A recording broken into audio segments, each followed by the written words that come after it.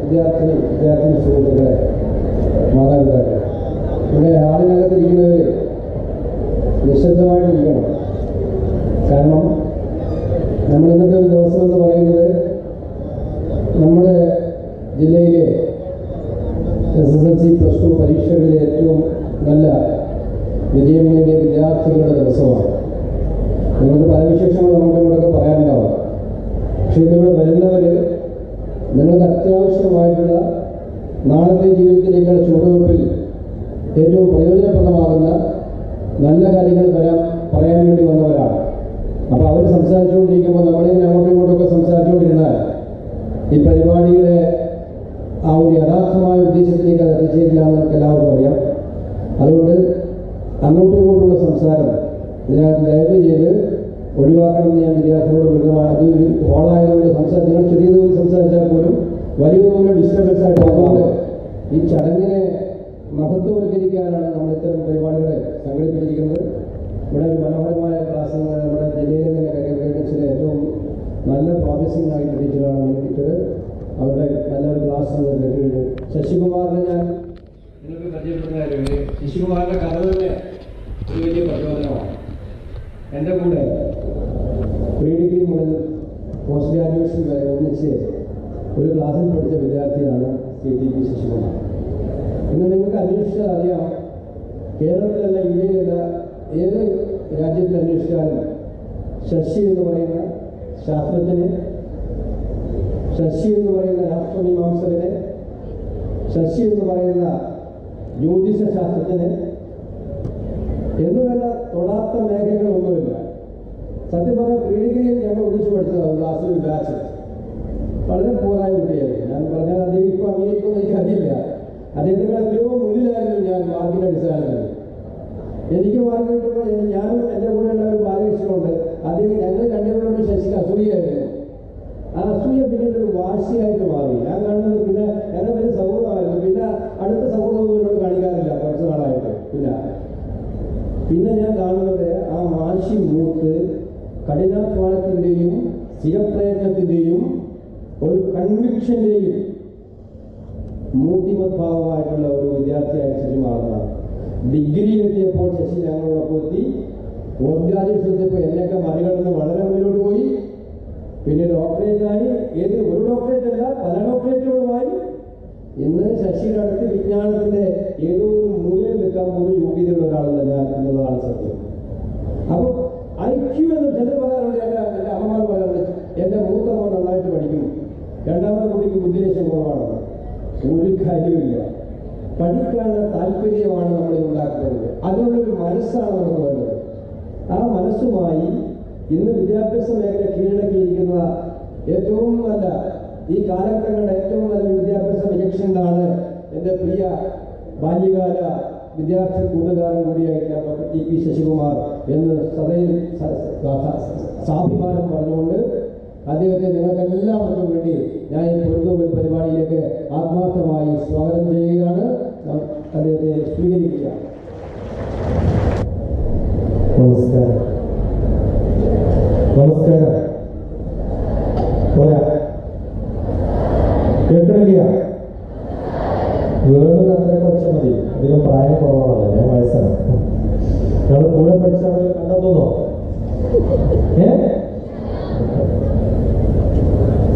വേണം ഇപ്പോഴും എന്നെക്കാളും അറിവിന്റെ കാര്യത്തിൽ ഉയർച്ചയിലാണെന്നുള്ള ബോധം നല്ലപോലെ ഉണ്ട് എനിക്ക്. ഞങ്ങള് കൂടെ പഠിച്ചു എന്ന് പറയുന്നതിനേക്കാളും കൂടെ വളർത്തി എന്ന് പറയുന്നതായിരിക്കും. ഞാൻ പലപ്പോഴും പറയാറില്ല, +1 +2 പൊൻതൂവൽ പോലെയുള്ള പ്രോഗ്രാമിന് പോകുമ്പോൾ ശരിക്കും ഭയം എനിക്ക്. എല്ലാത്തിലും A+ കിട്ടിയ കുട്ടികൾ ഉച്ചയ്ക്ക് ശേഷം സമ്മാനം കൊടുക്കാൻ വളരെ സെലിബ്രേറ്റഡ് ആയിട്ടുള്ള കർണാടക ബഹുമാന്യ മുഖ്യമന്ത്രി, അതുപോലെ ഡൽഹിയിലുള്ള പ്രഗത്ഭന്മാരായ ആൾക്കാരൊക്കെ വരും. A+ കിട്ടിയ കുട്ടികൾക്ക് സമ്മാനം കൊടുക്കുമ്പോൾ ഞാൻ പറയാറുണ്ട്, ഈ കുട്ടികളുടെ ഒരു ദയനീയ അവസ്ഥ. +1 +2 അന്ന് +1 +2 ഞങ്ങളൊക്കെ പഠിക്കുമ്പോൾ പ്രീ ഡിഗ്രിയാണ്. ഒരുവിധം എല്ലാ വിഷയത്തിലും തോറ്റിട്ടുള്ള ആളാണ് ഞാൻ. അയാളുടെ അടുത്ത് നിന്നാണ് ഏറ്റവും നല്ല കുട്ടികൾക്ക് സമ്മാനം കൊടുക്കേണ്ടതെന്ന്. ഏതായാലും 2 വർഷം മുമ്പ് പൊൻതൂവലിനെ ആദ്യമായിട്ട് ആലപ്പുഴയിൽ വിളിച്ചപ്പോൾ വളരെ സന്തോഷമുണ്ടായിരുന്നു. കാരണം ആലപ്പുഴയിൽ കുറേ ക്ലാസ്സുകൾ അറേഞ്ച് ചെയ്തിട്ടുള്ള സുബോധ്ജി ഇവിടെ ഇരിപ്പുണ്ട്. എനിക്ക് തോന്നുന്നു കേരളത്തിൽ ഏറ്റവും കൂടുതൽ സ്കൂളുകളിൽ അല്ലെങ്കിൽ കുട്ടികളെ അല്ലെങ്കിൽ അധ്യാപകരെ അല്ലെങ്കിൽ പാരൻസിനെ ക്ലാസ് എടുത്തിട്ടുള്ള ഒരാളാണ് ഞാൻ. അത് ഏറ്റവും കൂടുതൽ ആലപ്പുഴയിലാണ്. കുറേ സ്കൂൾസിൽ കുറേ ടീച്ചേഴ്സ്, എനിക്കൊന്ന് ജിയോഗ്രഫി സബ്ജക്റ്റ് മാത്രം നമ്മൾ പഠിപ്പിച്ചിട്ടുണ്ട് അല്ലേ? ഒരുവിധം എല്ലാ CBSE സ്കൂളിലെയും ജിയോഗ്രഫി ടീച്ചേഴ്സിനെ പഠിപ്പിച്ചിട്ടുണ്ട്. ഇപ്പോൾ എൻ്റെ മകൻ ഇരിക്കുന്നുണ്ട്, അദ്ദേഹം സോഷ്യൽ സയൻസ് ആണ് സബ്ജക്റ്റ്. ഞാൻ മാത്തമാറ്റിക്സ് PhD ആണ്, എൻ്റെ വൈഫും മാത്തമാറ്റിക്സ് PhD ആണ്. പക്ഷെ എൻ്റെ മകൻ ചെയ്യുന്നത് സോഷ്യൽ സയൻസ് PhD ആണ്. ഇപ്പോൾ ടീച്ചർ കരിയർ ഗൈഡൻസ് പറയുമ്പോൾ ഞങ്ങളിങ്ങനെ എണ്ണി നോക്കുമായിരുന്നു, സോഷ്യൽ സയൻസ് എന്തേ പറയാത്ത. അപ്പോൾ മിക്കവാറും കേരളത്തിൻ്റെ ഒരു കുഴപ്പം അല്ലെങ്കിൽ ഒരു നന്മ, ബിടെക്കും MBBSഉം കഴിഞ്ഞാൽ വേറെ ലോകമില്ല എന്നുള്ളൊരു തോന്നൽ. മാത്തമാറ്റിക്സ് പഠിച്ചിട്ടുള്ള ഒരാളാണ് KCV വേണുഗോപാൽ. ഞാനും മാത്തമാറ്റിക്സ് പഠിച്ചിട്ടുള്ള ഒരാളാണ്. പക്ഷെ എനിക്കറിയില്ല മാത്തമാറ്റിക്സ് എത്രത്തോളം ലോകസഭയിലെ ആൾക്കാരുടെ എണ്ണം നോക്കാൻ മാത്രം ഉപയോഗിക്കേണ്ടി വരുമായിരിക്കും. ഞാൻ മാത്തമാറ്റിക്സേ അല്ല ഉപയോഗിക്കണതും ചെയ്യണതും. ഞാൻ മാത്തമാറ്റിക്സ് PhD എടുത്ത് സ്പേസ് ഡിപ്പാർട്ട്മെന്റിൽ എൻ്റെ ജോലി സാറ്റലൈറ്റ് എടുത്തിട്ടുള്ള പിക്ചർ മാപ്പാക്കി മാറ്റുകയാണ്. അത് സോഷ്യൽ സയൻസ് ആണ്. So I became more A geography man than A mathematician. Computer സയൻസും മാത്തമാറ്റിക്സും ഒക്കെ മിക്സ് ചെയ്തിട്ടുള്ള സബ്ജക്റ്റ് ആയിരിക്കും ചിലപ്പോൾ ജിയോഗ്രഫിയുടെ ആപ്ലിക്കേഷനായിട്ട് മാറുക. ഇപ്പം പലപ്പോഴും 10ാം ക്ലാസ് വരെ പഠിച്ചു കഴിഞ്ഞാൽ ഏത് വിഷയമാണ് വേണ്ടത് എന്ന് 8ാം ക്ലാസ് 9ാം ക്ലാസ് മുതൽ തീരുമാനിച്ച് ബാക്കി വിഷയത്തെ ഉപേക്ഷിക്കുന്ന കുട്ടികളാണ് പലരും. എന്തുകൊണ്ട് ബയോളജി എടുത്തു ഡോക്ടറായി എന്ന് ചോദിച്ചാൽ ബയോളജി ഇഷ്ടമുള്ളതുകൊണ്ടല്ല, മാത്തമാറ്റിക്സ് ഇഷ്ടമല്ലാത്തതുകൊണ്ട് നമ്മൾ അവരെ MBBS വരെയൊക്കെ ഒപ്പിച്ച് പോകാൻ പറ്റും മാത്തമാറ്റിക്സ് ഇല്ലാതെ. അത് കഴിഞ്ഞിട്ട് MS അല്ലെങ്കിൽ MD വരുന്ന സമയത്ത് ഒരു പേപ്പർ ഉണ്ട് അതിനകത്ത്, റിസർച്ച് മെത്തഡോളജി. ചില മെഡിക്കൽ കോളേജിൽ ക്ലാസ് എടുക്കാൻ പോകുമ്പോൾ MBBS കുട്ടികൾക്കാണ് ഞാൻ ക്ലാസ് എടുക്കാൻ പോകാറ്. അവിടെ പാത്തോളജിയും ഫാർമക്കോളജിയും ഒക്കെ പഠിപ്പിക്കാറുണ്ട് ഞാൻ. അത് പഠിച്ചിട്ടൊന്നുമല്ല. മാത്തമാറ്റിക്സ് പഠിച്ചാൽ ഒരു ഗുണമുണ്ട്, ഏത് വിഷയവും പഠിക്കാം. അത് കഴിഞ്ഞപ്പോൾ ചില കുട്ടികൾ വന്ന് ചോദിക്കും, കുട്ടികളെന്ന് പറയാൻ പറ്റില്ല, വളരെ സീനിയർ ആയിട്ടുള്ള ഡോക്ടർമാരാണ്, അവിടെ MS-നും MD-ക്കും പോവാം. അവരൊരു ചോദ്യം ചോദിക്കും, സർ ഒരു ചാപ്റ്റർ പഠിപ്പിക്കാൻ ഇവിടെ ആളില്ല, ഒരു വിഷയം പഠിപ്പിക്കാൻ ആളില്ല, ഒരു സബ്ജക്ട് പഠിപ്പിക്കാൻ ആളില്ല, അത് റിസർച്ച് മെത്തഡോളജിയാണ്. കാരണം അത് ഫുൾ ഓഫ് സ്റ്റാറ്റിസ്റ്റിക്സ് ആണ്. സ്റ്റാറ്റിസ്റ്റിക്സും മാത്തമാറ്റിക്സും 10ാം ക്ലാസ്സിൽ മുതൽ പഠിക്കേണ്ട എന്ന് തീരുമാനിച്ച ഒരാൾ 2 വർഷം +1 +2ഉം 5 വർഷം MBBS-ഉം കഴിയുമ്പോഴാണ് പിന്നെയും സ്റ്റാറ്റിസ്റ്റിക്സ് വരിക. അത് ഫെയിലിയർ ആയിട്ട് മാറും. ഇങ്ങനെ കുറേ എക്സാമ്പിൾസ് എനിക്കെടുത്ത് പറയാൻ പറ്റും, പക്ഷെ അതിനൊന്നും ഞാൻ മുതിരുന്നില്ല. ഒറ്റൊരു ചോദ്യം എൻ്റെ മക്കളോട് എനിക്ക് ചോദിക്കാനുള്ളത്, ഏറ്റവും നല്ല കുക്ക് എന്ന് പറയുന്നത് സ്ഥിരമായിട്ട് ഇഡ്ഡലിയും സാമ്പാറും ഉണ്ടാക്കുന്ന ആളാണോ? ആണോ? അല്ല പൊറോട്ട മാത്രം ഉണ്ടാക്കുന്ന ഒരാളെ നമ്മൾ നല്ല കുക്ക് എന്ന് പറയുമോ? ഇല്ല. ഒരു റൂട്ടിൽ മാത്രം സ്ഥിരമായിട്ട് വയനാട് കാണാൻ പോകുന്ന ഒരാൾ, അയാളെ നല്ല ട്രാവലർ എന്ന് പറയുമോ? ഇല്ല. ഒരു സ്റ്റൈലിൽ മാത്രം ഡ്രസ്സ് ഡിസൈൻ ചെയ്യുന്ന ഒരാളെ നല്ല ഡിസൈനർ എന്ന് പറയുമോ? ഇല്ല. ഒരു വിഷയം മാത്രം പഠിക്കുന്ന ഒരാളെ നല്ല സ്റ്റുഡന്റ് എന്ന് പറയുമോ? അതുകൊണ്ട് ഹാർഡ് വർക്ക് ചെയ്തിട്ട് ബയോളജിയിൽ A+, എങ്ങനെയെങ്കിലൊക്കെ ഒപ്പിച്ച് ബാക്കി ഒക്കെ വിഷയങ്ങളൊക്കെ A+. എല്ലാവരും എല്ലാ പുസ്തകത്തിലും ഞാൻ എഴുതാൻ പറയുന്നത് വാക്കാണ് I am useless. ഞാൻ പറയുന്നത് ഏറ്റവും മെറിറ്റോറിയസ് ആയിട്ടുള്ള ഏറ്റവും നല്ല കുട്ടികളോടാണെന്ന് ഞാൻ പറയുന്നത്. എനിക്ക് ബോധത്തോടു കൂടിയാണ് ഞാൻ പറയുന്നത്. നിങ്ങൾ യൂസ്ലെസ് ആയി മാറും. ബട്ട് A+ സർട്ടിഫിക്കറ്റ് നല്ലതാണ്. പക്ഷേ ഈ A+ കിട്ടിയ കുട്ടികളുടെ ഭാവി നോക്കുമ്പോൾ അവരെന്താവും? IIT-യിൽ അഡ്മിഷൻ കിട്ടുന്നത് നല്ലതാണ്. ഏറ്റവും നല്ല ബിടെക്കുള്ള ഇന്ത്യയിലെ സെന്റർ ഏതാണെന്ന് ചോദിച്ചാൽ ഇന്ത്യൻ നാവൽ അക്കാഡമി ഏഴിമലയിലുള്ളതാണ്. അവിടുത്തെ സിമുലേഷൻ ലാബ് ഈസ് ഫാന്റാസ്റ്റിക്. പക്ഷെ കേരളത്തിൽ നിന്ന് എത്ര പേർക്ക് ഇന്ത്യൻ നേവൽ അക്കാഡമിയിൽ അഡ്മിഷൻ കിട്ടിയിട്ടുണ്ടെന്ന് ചോദിച്ചാൽ പലപ്പോഴും വളരെ കുറവാണ്. അഡ്മിഷൻ കിട്ടിയിട്ടുള്ള കുട്ടികൾ ചിലപ്പോൾ അവിടെ പോയി കണ്ടിട്ട് അവിടുത്തെ രാവിലത്തെ 4 മണിക്കുള്ള പരേഡ് കണ്ട് പേടിച്ചിട്ട് അവിടെ കോഴ്സിന് പോകാത്ത ഒരാളെ ഞാൻ കണ്ടിട്ടുണ്ട്, ഭയം കൊണ്ട്. കാരണം മാത്തമാറ്റിക്സ് അസലാണ്, പക്ഷെ രാവിലെ എഴുന്നേക്കാൻ പറഞ്ഞാൽ ഇപ്പോഴും ഇന്നത് വേണ്ടാവുക. ഏറ്റവും നല്ല മെഡിക്കൽ സെന്റർ എയിംസ് ആണ്, പക്ഷെ അതിനേക്കാളും നല്ലതാണ് AFMC, armed forces medical college. നിങ്ങൾ ചേരുന്ന ദിവസം മുതൽ ജോലിക്കാരായി നിങ്ങൾക്ക് ശമ്പളം ഇങ്ങോട്ട് കിട്ടും. പക്ഷെ AFMCയിലും എയിംസിലും കിട്ടുന്നവരുടെ എണ്ണം കേരളത്തിൽ നിന്ന്. ഇനി എയിംസിൽ ഹയർ സ്റ്റഡീസിന് പോകുമ്പോൾ എത്ര പേർക്ക് ശരിക്കും സന്തോഷിച്ച് പഠിക്കാൻ പറ്റുന്നുണ്ട്? ഇപ്പൊ ഇതിലും A+ കിട്ടിയിട്ട് 10ാം ക്ലാസ് പാസ്സായവരും 12ാം ക്ലാസ് പാസ്സായവരും ഉണ്ട്. ശരിക്കും എൻജോയ് ചെയ്ത് പഠിച്ചവരെത്ര? അല്ല, ഇത് എങ്ങനെയെങ്കിലും A+ കിട്ടാൻ വേണ്ടിയിട്ട് കഷ്ടപ്പെട്ട് പഠിച്ചവരെത്ര പേരുണ്ട് എന്ന് ചോദിച്ചാൽ എനിക്കറിയാം 99% ആൾക്കാരും കഷ്ടപ്പെട്ട് പഠിക്കാൻ പറ്റുന്നു. അച്ഛനും അമ്മയും ഒക്കെ അങ്ങനെ പറയും. ചിലവരൊക്കെ എനിക്കറിയാം എൻട്രൻസ് കോച്ചിങ് സെന്ററിൽ രാവിലെ മുതൽ രാത്രി വരെ ഇരുന്ന്, ചില സ്ഥലത്തൊക്കെ ഞാനും ക്ലാസ് എടുക്കാൻ പോയിട്ടുണ്ട്. രാത്രി 12 മണി മുതൽ 2 മണി വരെയൊക്കെ ഞാൻ ക്ലാസ് എടുത്തിട്ടുണ്ട്. മാത്തമാറ്റിക്സും ഫിസിക്സും ഒക്കെ ഹോസ്റ്റലിലാണ് പോയിട്ട് ക്ലാസ് എടുത്തിട്ടുള്ളത്. ചില ഹോസ്റ്റലുകളിൽ പോയിട്ട് രാത്രി ക്ലാസ് എടുത്തു. അങ്ങനെ ക്ലാസ് എടുത്ത് പഠിച്ച്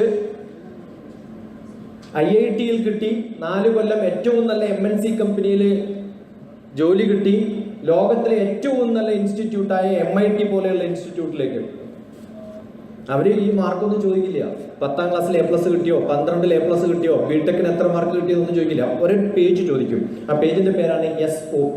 ടീച്ചർ പറഞ്ഞ എല്ലാ എക്സാംസും എഴുതണം. GRE എഴുതണം, IELTS എഴുതണം, TOEFL എഴുതണം. അങ്ങനെ പല എക്സാംസും നിങ്ങൾ എഴുതി പാസ്സാവും. ഒരു പേജ് ചോദിക്കും, എന്തിനാണ് പഠിക്കണമെന്ന്. ഏതൊരു സിനിമയിൽ തിലകനല്ലേ ചോദിക്കണത്, എന്തിനാ പഠിക്കണം അല്ലേ? നിങ്ങൾ എന്തിനാണ് പഠിക്കുന്നത്?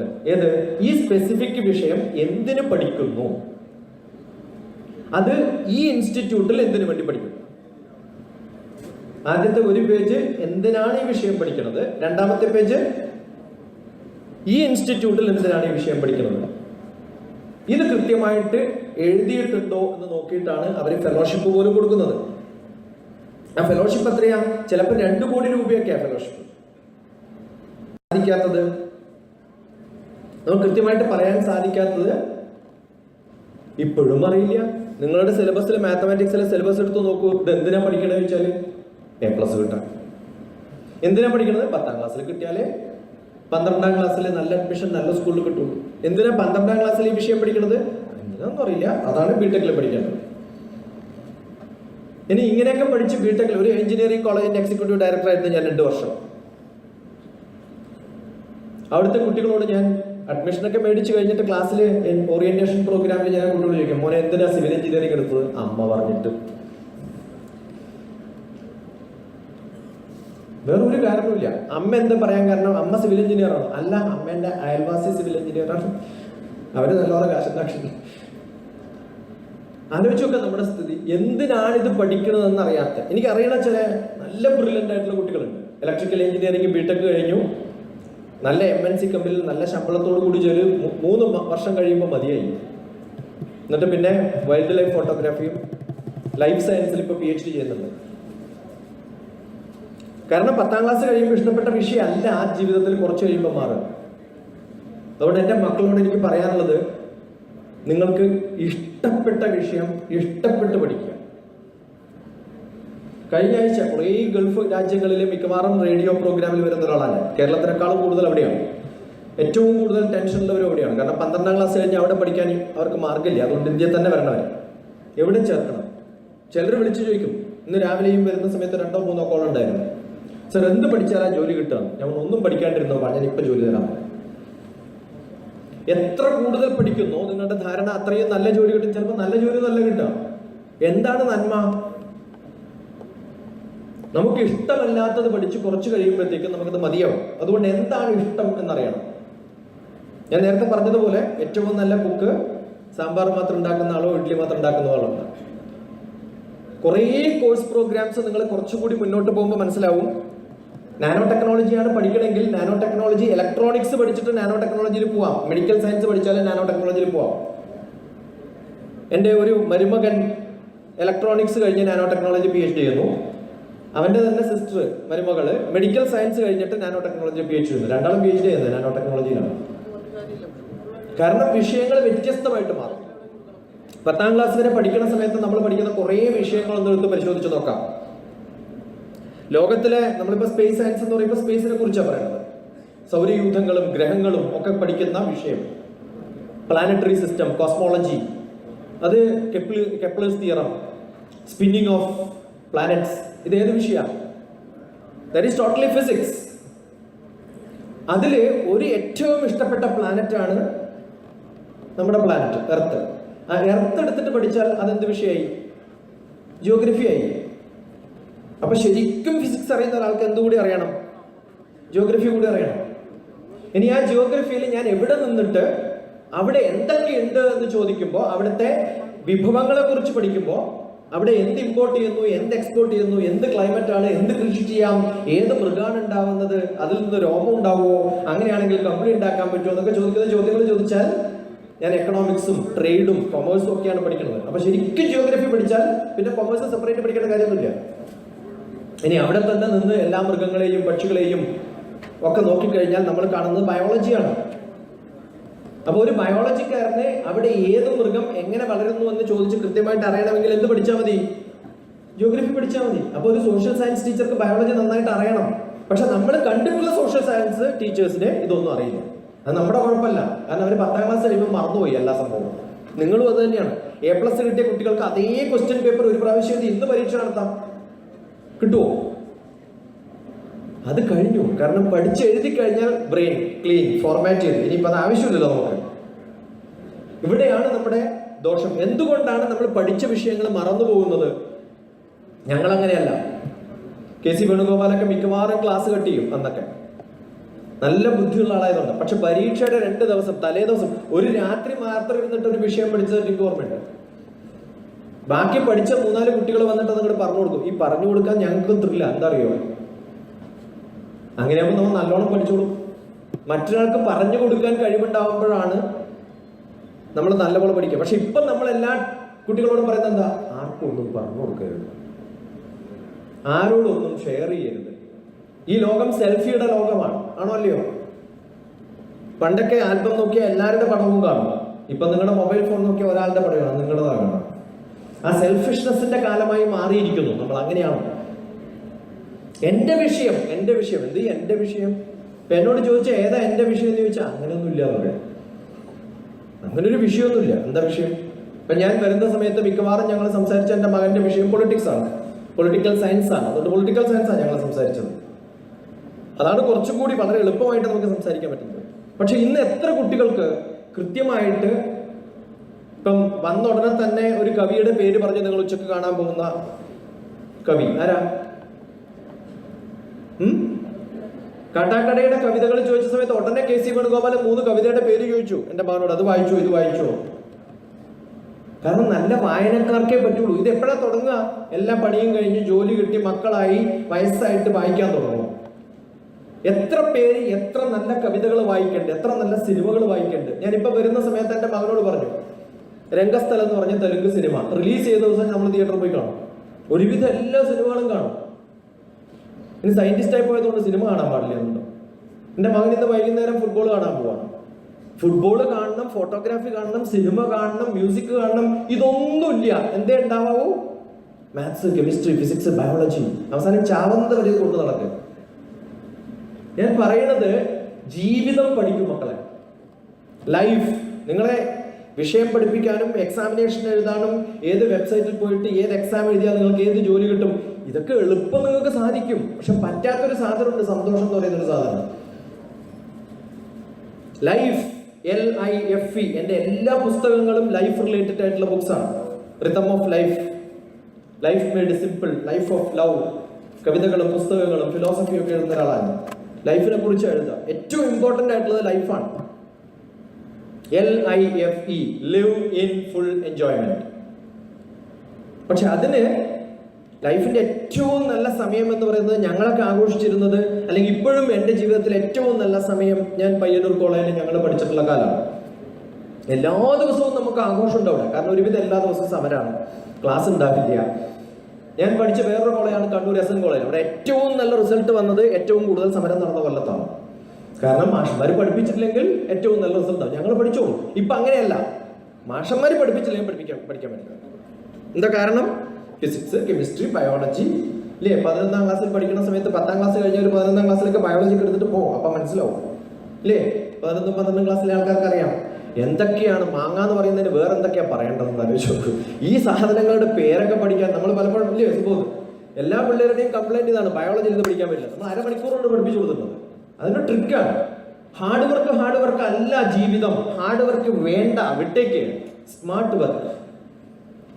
ആ സ്മാർട്ട് വർക്കിനാണ് വില. നിങ്ങൾ A+ കിട്ടാൻ വേണ്ടി പരീക്ഷ എഴുതുമ്പോൾ 3 മണിക്കൂറിന്റെ പരീക്ഷ ശരിക്കും സ്മാർട്ടായിട്ടുള്ള ഒരാൾക്ക് 1.5 മണിക്കൂർ കൊണ്ട് തീർക്കാം. എന്തിനാ 3 മണിക്കൂർ തന്നത്? ഒരു ഹാർഡ് വർക്ക് ചെയ്യാത്തവരും ഒരു സ്മാർട്ട് വർക്ക് ചെയ്യാത്തവരും എങ്ങനെയെങ്കിലും പാസ്സായിക്കോട്ടെ വെച്ചിട്ടാണ്. ആ ക്വസ്റ്റ്യൻ പേപ്പറിനെയാണ് നിങ്ങൾ എഴുതുന്നത്, ആണോ അല്ലയോ? Yes or no? അപ്പൊ അതില് നല്ല കുട്ടികളാണ്, നല്ല മാർക്ക് കിട്ടി, അതിനൊക്കെ കൺഗ്രാറ്റുലേഷൻസ് ഒക്കെ പറയാം. നിങ്ങൾക്ക് കിട്ടുന്ന എല്ലാ, ഈ വാർഡ് മെമ്പർ മുതൽ ഒരുവിധം എല്ലാ പാർട്ടിക്കാരും വെച്ച് എല്ലാവരും തരും കുറെ. അതിൽ ഏറ്റവും ബെസ്റ്റ് പ്രോഗ്രാമാണ് പൊൻതൂവൽ എന്ന് നിൽക്കുന്നതായിട്ടാണ്. അത് നിങ്ങൾക്ക് കിട്ടുന്നത് ആലപ്പുഴയുടെ പൊൻതൂവൽ അണിയുന്ന MP-യുടെ അടുത്തുനിന്നാകുമ്പോഴും വളരെ സെലിബ്രിറ്റീസിന്റെ അടുത്താകുമ്പോഴും അതിനൊക്കെ വിലയുണ്ട്. അതൊന്നും മനസ്സിലാക്കാണ്ടല്ല ഞാൻ പറയുന്നത്. പക്ഷേ ജീവിതത്തിൽ ഏത് വിഷയം എന്ന് ചോദിക്കുമ്പോൾ ബയോളജി ആണ് എനിക്ക് ഏറ്റവും ഇഷ്ടം. പഠിച്ചോളൂ ബയോളജി. പക്ഷെ ബയോളജി പഠിക്കുമ്പോൾ സെല്ല് വരെ പഠിക്കാവൂ. സെല്ലിനപ്പുറത്ത് പോയാൽ 10⁻⁻6 ബയോളജി ആവും. എന്താ 10⁻⁻6? മൈക്രോ എന്നാണ് മാത്തമാറ്റിക്സിൽ പറയുക, ആണോ അല്ലയോ? അപ്പൊ മൈക്രോ ബയോളജി പഠിക്കാം. അത് കഴിഞ്ഞിട്ട് 10⁻⁹ ആവും. കാരണം വെസ്റ്റേൺ സിസ്റ്റത്തിൽ എപ്പോഴും 6, 9, 3 ഒക്കെയാണ്. 1000 കഴിഞ്ഞാൽ 10,000, 100,000, 1 million, പിന്നെ 10 million, 100 million, പിന്നെ ബില്യൺ. ഇപ്പൊ അങ്ങനെയാ പറയാം, 3 zeros ആണ്. അപ്പൊ 10⁻⁻6 കഴിഞ്ഞാൽ കുറച്ചും കൂടി സൂം ചെയ്തുള്ളൂ പോയാൽ 10⁻⁹. അവിടെ നാനോ ബയോളജി ഉണ്ടോ? ഇല്ല, ടെക്നോളജി ആയി. അപ്പൊ ഒരേ ബയോളജി തന്നെയാണ് നിങ്ങൾ പഠിക്കുന്നത്. പക്ഷെ വലിയൊരു മൈക്രോസ്കോപ്പ് എടുത്ത് ഉള്ളിൽ നോക്കിയാൽ ബയോളജി മാറി ടെക്നോളജി ആവും. -12 വരെ പോയി -15 വരെ പോയാൽ, -12നും 15നും ഇടയിൽ പോയാൽ ആറ്റം കാണും. അപ്പൊ നിങ്ങൾ കെമിസ്ട്രി ആവും. അപ്പൊ ബയോളജിയും കെമിസ്ട്രിയും തമ്മിൽ എന്താ വ്യത്യാസം എന്ന് ചോദിച്ചാൽ ഒരു വ്യത്യാസമില്ല. ഇതുവരെ 10ാം ക്ലാസ് കഴിഞ്ഞ് ബയോളജി പഠിക്കാത്ത ഞാൻ ഹൈദരാബാദിലെ ടീച്ചേഴ്സ് ട്രെയിനിങ് പ്രോഗ്രാം, UGCയുടെ ട്രെയിനിങ് പ്രോഗ്രാമിൽ ബയോടെക്നോളജി പഠിപ്പിച്ചു. ടീച്ചേഴ്സ് ചോദിച്ചു, സാറിന്റെ ബാക്ക്ഗ്രൗണ്ട് എന്താ? ഞാൻ പറഞ്ഞു, എനിക്ക് ബാക്ക്ഗ്രൗണ്ട് ഇല്ല, ഫോർഗ്രൗണ്ട് മാത്രമേ ഉള്ളൂ. ബാക്ക്ഗ്രൗണ്ട് ഒക്കെ മറന്നു ഞാൻ. ഫോർഗ്രൗണ്ടിൽ 10⁻⁹ ആയാൽ എന്താണെന്ന് നമുക്കറിയാം, അത് മതി. അങ്ങനെ എല്ലാ വിഷയങ്ങളിലും നമുക്കൊരു കമ്പൈൻഡ് ആയിട്ടുള്ള ഒരു അപ്രോച്ച് ഉണ്ടാക്കിയെടുക്കാൻ സാധിച്ചാൽ അതെല്ലാം കൂടി എന്താണെന്ന് ചോദിച്ചാൽ കെമിസ്ട്രി ആണെന്ന് പറയും. കാരണം എല്ലാത്തിലും കെമിസ്ട്രിയാണ്. ചുറ്റും നോക്കിയാൽ ഫുൾ കെമിസ്ട്രിയാണ്. ഈ ലൈറ്റിന്റെ ഈ കളർ കെമിസ്ട്രി. ചുറ്റും കെമിസ്ട്രി കാണാൻ സാധിക്കണം, ചുറ്റും മാത്തമാറ്റിക്സ് കാണാൻ സാധിക്കണം, ചുറ്റും ഫിസിക്സ് കാണാൻ സാധിക്കണം. ഇതൊക്കെ നമ്മളെ പഠിപ്പിക്കുന്ന വിഷയം ഇംഗ്ലീഷാണ്. കേരളത്തിന്റെ ഏറ്റവും വലിയ നല്ലൊരു സ്റ്റാറ്റിസ്റ്റിക്സ് ഉണ്ട്. എന്തുകൊണ്ടാണ് കേരളത്തിൽ സയൻസ് ആൻഡ് ടെക്നോളജി പ്രോഗ്രസ് ചെയ്യുന്നത്, ഹ്യൂമാനിറ്റീസ് എന്തുകൊണ്ട് പ്രോഗ്രസ് ചെയ്യുന്നില്ല? ഒറ്റ ഉത്തരവേ ഉള്ളൂ, ഇംഗ്ലീഷ് അറിയില്ല. കേരളത്തിൽ ഏറ്റവും നല്ല സ്കൂളിൽ കേരളത്തിന് വെളിയിൽ നിന്ന് വന്നിട്ട് പഠിക്കുന്ന കുട്ടികളുണ്ട്. അവർ 2-3 മാസം കഴിഞ്ഞപ്പോൾ കംപ്ലൈന്റ് തുടങ്ങി. ഗൾഫിൽ നിന്നും നോർത്ത് ഈസ്റ്റിൽ നിന്നും ഒക്കെ വന്ന് പഠിക്കണം താല്പര്യമുണ്ട് കേരളത്തിൽ. എന്തുകൊണ്ട് ആൾ വരാത്ത ഇത്രയും നല്ല കോളേജുകളും സ്കൂളും ഉണ്ടായിട്ട്? എനിക്ക് ഓർമ്മയുണ്ട്, എൻ്റെ ഒരു മാത്സ് ടീച്ചറിൽ ഞാൻ MSc ചെയ്യുമ്പോൾ PhD ചെയ്ത ഒരാൾ, അദ്ദേഹം മാത്തമാറ്റിക്സ് പോലും മലയാളത്തിൽ പറയും. ഒരു സെറ്റ് A എടുക്കുക കേട്ടോ. അപ്പൊ ഞാൻ ചോദിച്ചു, മലയാളം പറയില്ല. ഇല്ല, A എന്നുള്ളത് ഞാൻ ഇംഗ്ലീഷിലേ പറയുള്ളൂ. അതിന് ആ സെറ്റ് എടുക്കാന്നൊന്നും പറയുന്നില്ലല്ലോ, കാ സെറ്റ് എടുക്കുക, ചാ സെറ്റ് എടുക്കാന്നൊന്നും പറയുന്നില്ലല്ലോ. എന്തുകൊണ്ട് ഇത്രയൊക്കെ പഠിക്കാൻ പറ്റുന്ന ഒരാൾക്ക് ലാംഗ്വേജ് പഠിക്കാൻ പറ്റുന്നില്ല? ലാംഗ്വേജ് സ്കില്ലിന്റെ സ്റ്റാറ്റിസ്റ്റിക്സ് നോക്കിയാൽ കേരളത്തിൽ വളരെ മോശമാണ്. അതുകൊണ്ട് എന്താ പ്രോബ്ലം? ബിടെക് കഴിഞ്ഞാൽ ഒരു ജോലി കിട്ടില്ല. ഫയർ ആൻഡ് സേഫ്റ്റി കോഴ്സ് എത്രയാണെന്നറിയോ? ജോലി കിട്ടാൻ എളുപ്പം ചെയ്യുന്ന ഒരു സംഭവമാണ്. കുറെ ഏവിയേഷൻ പ്രോഗ്രാംസ്, ഇതിലൊക്കെ എല്ലാ സാധനവും ഉണ്ട്. ട്രിം ആൻഡ് ട്രിം ഒക്കെ കറക്റ്റാണ്. പക്ഷേ ഇംഗ്ലീഷ് പറയുന്ന സമയത്ത് പോയി language skill is most important. അതില്ലെങ്കിൽ പോയി. 10ാം ക്ലാസ് വരെയുള്ള സിലബസ് ആണ് സിവിൽ സർവീസിന് വേണ്ടത്. പക്ഷെ 10ാം ക്ലാസ്സിലെ സിലബസിൽ ഇംഗ്ലീഷിൽ പാസ്സാവുന്നവര് presence of mind, analytical skill, data analysis, ഇതിലൊക്കെ കേരളത്തിൽ വരുന്ന സമയത്ത് പോയി. Speed is important. വായിക്കുന്നതിൽ സ്പീഡിൽ വായിക്കാൻ പറ്റും. എത്ര സ്പീഡിൽ നിങ്ങൾക്ക് വായിക്കാൻ പറ്റും, എത്ര നമ്പർ ഓഫ് വേർഡ്സ് നിങ്ങൾക്ക് വായിക്കാൻ പറ്റും. കാരണം എല്ലാ കോമ്പറ്റീറ്റീവ് എക്സാമിലും it's not like normal examination. Speed is most important. 60 മിനിറ്റിൽ 60 ക്വസ്റ്റ്യൻസ് ഉത്തരം എഴുതണം. അപ്പോൾ ചോദ്യം വായിക്കാൻ നിങ്ങൾക്ക് കിട്ടുന്ന സമയം 30 സെക്കൻഡും അതിനെക്കുറിച്ച് ആലോചിച്ചിട്ട് ആൻസർ എഴുതാൻ അനന്തർ 30 സെക്കൻഡ്സ്. മാർക്ക് ചെയ്യണമെങ്കിൽ 5 സെക്കൻഡെങ്കിലും വേണ്ടേ? അപ്പോൾ ബാക്കി 20 സെക്കൻഡാണ് നിങ്ങൾക്ക് സമയം കിട്ടുക. അവരാണ് വിന്നേഴ്സ്. എന്തുകൊണ്ട് ഇന്ത്യയിൽ ഓൾ ഇന്ത്യ സർവീസ് വളരെ എളുപ്പമുള്ള സംഭവമാണ്. ഇന്ത്യയിൽ 5000, 6000 IAS-കാരെ വേണം. ഇല്ല, നമുക്കില്ല. പല ഗവൺമെന്റ് ഡിപ്പാർട്ട്മെന്റുകളും ഒരേ IAS കാരൻ പല ഡിപ്പാർട്ട്മെന്റുകളിലും വർക്ക് ചെയ്യാണ്. റിട്ടയർ ആയിട്ടുള്ളവർക്ക് റീ അപ്പോയിന്റ്മെന്റ് കൊടുക്കുകയാണ് സ്പെഷ്യൽ ഓഫീസേഴ്സ് ആയിട്ട്. എന്താ കാരണം? ജനസംഖ്യ ഇഷ്ടം പോലുള്ള സ്ഥലമാണ്. എന്നാൽ കുറെ കാലം പിടിച്ചിട്ട് IAS ആക്കാൻ പറ്റും. എന്തുകൊണ്ട് പറ്റണില്ല? 10ാം ക്ലാസ്സാണ് സിലബസ്. സിവിൽ സർവീസിന്റെ പ്രിലിംസ് ഹാൻഡ് ബുക്ക് എന്നൊരു ബുക്ക് ഉണ്ട്. Civil service prelims handbook കൃത്യമായിട്ട് എഴുതിയിട്ടുണ്ട്. എത്ര വേക്കൻസി ഉണ്ടാവും, എത്ര ആൾക്കാർക്ക് കിട്ടുന്നുണ്ട്. 20 ലക്ഷം കുട്ടികളാണ് സിവിൽ സർവീസിന് രജിസ്റ്റർ ചെയ്യുന്നത്. 5 ലക്ഷം കുട്ടികളെ എക്സാമിനേഷൻ ഹാളിൽ പോകുന്നുള്ളൂ. 15 ലക്ഷം പേര് പേടിച്ചിട്ട് പോകണില്ല. എന്താ സിലബസ് എന്നറിയോ? നിങ്ങൾക്കൊക്കെ ഈ A+ കിട്ടിയിട്ടുള്ള 10ാം ക്ലാസ്സിലെ സിലബസ് ആണ്. എന്തേ പോവാത്തത്? 6 അറ്റംപ്റ്റ് കഴിഞ്ഞ് 7 അറ്റംപ്റ്റ് കഴിഞ്ഞിട്ടുള്ള ആൾക്കാരുണ്ട് കഷ്ടപ്പെട്ടിട്ട്. അതും നിങ്ങൾ ചിലപ്പോൾ വാട്സപ്പിലൊക്കെ ചില മെസ്സേജ് വരും. 1ാമത്തെ പ്രാവശ്യം തോറ്റു, 2ാമത്തെ പ്രാവശ്യം തോറ്റു, 3ാമത്തെ പ്രാവശ്യം തോറ്റു, 4ാമത്തെ പ്രാവശ്യം തോറ്റു, 5ാമത്തെ പ്രാവശ്യം കഷ്ടിച്ച് രക്ഷപ്പെട്ടു. എന്നിട്ട് എന്ത് കിട്ടി? IRS കിട്ടി. എന്നിട്ട് പിന്നെയും ട്രൈ ചെയ്തു. എന്നിട്ട് IAS കിട്ടി. അടുത്ത കാലത്ത് വന്നൊരു എന്തുകൊണ്ട് 10ാം ക്ലാസ് പ്രിലിംസ് പോലും പാസ്സാവുന്നില്ല? 15 ലക്ഷം പേര് പേടിച്ചിട്ട് എഴുതാൻ പോകുന്നില്ല. 5 ലക്ഷം പേരിൽ 4,80,000 പേര് തോറ്റു പോകുന്നു. 4,80,000 പേര് തോക്കുന്ന ലോകത്തിലെ ഒരു എക്സാമിനേഷൻ ടഫസ്റ്റ് എക്സാം. എന്തുകൊണ്ട്? കാരണം നിങ്ങൾ 10ാം ക്ലാസ് വരെ പഠിച്ച എല്ലാ വിഷയത്തെയും 11ഉം 12ഉം കഴിയുമ്പോഴത്തേക്കും ഉപേക്ഷിച്ചു. +1 +2 ബയോളജി മാത്രം പഠിച്ചു, മാത്തമാറ്റിക്സ് ഉപേക്ഷിച്ചു. 5 വർഷം MBBS പഠിച്ചു. അപ്പൊ 7 വർഷം കഴിഞ്ഞിട്ട് ഉടനെ എഴുതിയൊന്നും കിട്ടില്ല. അപ്പൊ 1-2 വർഷം 3 പ്രാവശ്യം ട്രയൽ ചെയ്യുമ്പോഴത്തേക്കും 10 വർഷം കഴിഞ്ഞിട്ട് ചോദിക്കുന്നത് 10ാം ക്ലാസ്സിലെ മാത്തമാറ്റിക്സ് ആണ്. അവർ മാത്സിൽ തോറ്റു. ലോജിക്കൽ റീസണിങ് ആണ്, അതിന് തോറ്റു. ഞാൻ മാത്തമാറ്റിക്സ് MSc PhD ഒക്കെ ചെയ്യുമ്പോൾ ഞങ്ങൾ ചില ടീച്ചേഴ്സിനെ മാത്തമാറ്റിക്സ് അറിയാത്തവരെ ശരിക്കും പരിഹസിക്കാറുണ്ട്. സാറിനോട് ചോദിക്കുക, എവിടെയാണ് ഹെഡ്, നിങ്ങളുടെ ക്യാൻറ്റീൻ എവിടെയാണ്? ഡിനോമിനേറ്ററിലാണെന്ന് പറയും. സാറിന്റെ റൂം എവിടെയാണ്? ന്യൂമറേറ്ററിലാണ്. അവർക്ക് ഇംഗ്ലീഷ് പോലും അറിയില്ല. കാരണം ന്യൂമറേറ്ററും ഡിനോമിനേറ്റർ, അപ്സ്റ്റെയറും ഡൗൺസ്റ്റെയറും പോലും അറിയാത്തവരാണ്. കാരണം ഒരു വിഷയം പഠിക്കുമ്പോൾ മറ്റു വിഷയം നമ്മൾ മറന്നു പോകുന്നു. ഇതൊക്കെ കണക്റ്റഡ് ആണെന്ന് മനസ്സിലാക്കണം. കെമിസ്ട്രിയുടെ ഉള്ളിലെത്തിയിട്ട് ന്യൂക്ലിയസും ഇലക്ട്രോൺസും ചുറ്റും കറങ്ങുമ്പോൾ നമ്മളൊരു ആറ്റം സ്ട്രക്ചർ പഠിക്കുമ്പോൾ, ആറ്റം നിങ്ങൾ കണ്ടിട്ടില്ലെങ്കിൽ ആകാശത്ത് നോക്കിയാൽ മതി, നക്ഷത്രങ്ങൾ ചുറ്റുന്നത് പോലെയാണ് ആറ്റം ചുറ്റുന്നതെന്ന് പറയാൻ പറ്റും. ആറ്റത്തിൽ ഇലക്ട്രോൺസ് എത്ര പോകുന്നുണ്ടോ, യഥാ പിണ്ഡേ തഥാ ബ്രഹ്മാണ്ഡേ, മറ്റു ഉപനിഷത്ത് മന്ത്രത്തിലെ ലോകത്തിലെ എല്ലാ വിഷയങ്ങളും സമർത്ഥിച്ചെടുത്തിട്ടുള്ളതാണ് ഭാരതീയ ശാസ്ത്രം. ആറ്റം കാണാത്തവരാണ് നിങ്ങളൊക്കെ. ആറ്റം കണ്ടിട്ടില്ല. കണ്ടിട്ടുണ്ടോ? ജലാന്തര ഗതേ ഭാനോ യത് സൂക്ഷ്മം ദൃശ്യതേ രജഃ തസ്യ ത്രിംശത്തമോ ഭാഗഃ പരമാണു രിതിസ്മൃതഃ. ഒരു ബക്കറ്റിൽ വെള്ളം എടുത്ത് ടോർച്ച് ലൈറ്റ് അടിക്കുക, അതിനകത്ത് ചെറിയ സ്ഫുലികകൾ കാണാം. നല്ല പ്രൊജക്ടറിൽ ലൈറ്റ് വരുമ്പോൾ ഡാർക്ക് റൂമിൽ സ്ഫുലികകൾ കാണാം. അതിന് രജഃ എന്ന് പറയും. തസ്യ ത്രിംശത്തമോ ഭാഗഃ പരമാണു രിതിസ്മൃതഃ. 300 ഭാഗമാക്കിയാൽ നിങ്ങൾക്ക് കാണാൻ പറ്റുന്നതാണ് ആറ്റം എന്ന് മൈക്രോസ്കോപ്പ് ഒന്നും ഇല്ലാത്ത കാലത്ത് കവികൾ പാടിയിട്ടുണ്ട്. ആ കവികൾ കെമിസ്റ്റ് ആയിരുന്നു. എല്ലാ സയന്റിസ്റ്റുകളും പോയറ്റ്സ് ആയിരുന്നു ഒരു കാലത്ത്. ഇന്ന് പോയട്രി പഠിക്കാൻ പാടില്ല. മക്കളെ, അനാവശ്യമായിട്ടുള്ള ഒന്നും വായിക്കരുത് കേട്ടോ. എക്സാമിനേഷന് ക്വസ്റ്റ്യൻ മാത്രം വായിക്കുക, കവിത പോലും വായിക്കരുത്. എൻ്റെ ജീവിതത്തിലൊക്കെ അങ്ങനെ വായിക്കാതിരുന്നുണ്ടെങ്കിൽ ഇന്ന് ഞാൻ ഈ മാത്തമാറ്റിക്സ് മാത്രമായിട്ടൊരു സ്കള്ളായിട്ട് മാറിയെന്നെ തോന്നാറുണ്ട്. എൻ്റെ ഫ്ലഷും ബ്ലഡും ഒക്കെ എന്ന് പറയുന്നത് നമ്മുടെ കവിതകളും വായനയും അത്തരം സംസ്കാരമൊക്കെയാണ്. ഹ്യൂമാനിറ്റീസ് എന്ന് പറയുന്ന സബ്ജക്റ്റ് എനിക്ക് ഓർമ്മയുണ്ട്. എറണാകുളത്ത് ഞാൻ UGCയുടെ ഡയറക്ടറായിട്ട് വർക്ക് ചെയ്ത കാലത്ത് ഒരു കോൺഫറൻസ് ഉണ്ടായിരുന്നു. ലേണിംഗ് കോൺഫറൻസ് ആണ്. UN-ന്റെ യുണൈറ്റഡ് നേഷൻസ് ഏർപ്പെടുത്തിയിട്ടുള്ള ലേണിംഗ് കോൺഫറൻസ്. അവിടെ ഭയങ്കര ഡിബേറ്റ് ആണ്. എഞ്ചിനീയർമാരും സയന്റിസ്റ്റുകളും പറയുന്നത് അവരെ ഇംഗ്ലീഷ് ഒന്നും പഠിക്കേണ്ട കാര്യമില്ല, മാത്തമാറ്റിക്സ് പഠിക്കാൻ ഷേക്സ്പിയർ അറിയുന്നതാണ്. അതിന്റെ ആവശ്യമില്ല. എങ്ങനെ ഇങ്ങനെ പറയാൻ പറ്റുമെന്ന് എനിക്ക് മനസ്സിലാവുന്നില്ല. സ്വന്തം ഭാഷ നന്നായിട്ട് പഠിക്കുക, എല്ലാ ഭാഷകളും പഠിക്കുക, എത്രത്തോളം ഭാഷകൾ പഠിക്കാൻ പറ്റുമോ അതൊക്കെ പഠിക്കുക. ഈ ഒരു ജീവിതം എന്ന് പറയുന്നത് എന്താ വേണ്ടത്? നിങ്ങൾക്ക് എന്താവണം എന്ന് അറിയാൻ സാധിക്കുന്നതിൽ അപ്പുറത്തേക്ക് നിങ്ങൾ അറിഞ്ഞുകൊണ്ടിരിക്കണം. പുതിയ പുതിയ വിഷയങ്ങൾ ഉണ്ടാക്കിയെടുക്കണം. ഇതുവരെ ലോകത്തില്ലാത്ത എന്തൊക്കെ വിഷയങ്ങൾ നിങ്ങൾക്ക് ഉണ്ടാക്കിയെടുക്കാൻ പറ്റുമോ അത് ഉണ്ടാക്കിയെടുക്കുന്നവരായിട്ട് മാറണം. ഹൈലി ക്രിയേറ്റീവ് ആവണം. ഞാനൊക്കെ മാത്തമാറ്റിക്സും അല്ലെങ്കിൽ ബയോളജിയും ഫിസിക്സും സയൻസും ഒക്കെ പഠിക്കുന്ന കാലത്ത് ഞങ്ങൾക്ക് സ്കൂൾസിലൊക്കെ ഓരോ ഡിപ്പാർട്ട്മെന്റിലും ഓരോ ടീച്ചർമാരൊന്നുമില്ല. ഇപ്പോഴും എൻ്റെ കുട്ടികളെ കൊണ്ട് എൻ്റെ നാട്ടിൽ, എൻ്റെ ചെറിയ വീട്ടിൽ കുറച്ച് കുട്ടികളുടെ ക്യാമ്പ് നടക്കുമ്പോൾ ഞാൻ സ്പെഷ്യലായിട്ടൊരു മാഷ് വിളിക്കാറുണ്ട്, അനന്തൻ മാസ്റ്റർ. അദ്ദേഹത്തിന്റെ വിഷയം ബയോളജിയാണ്.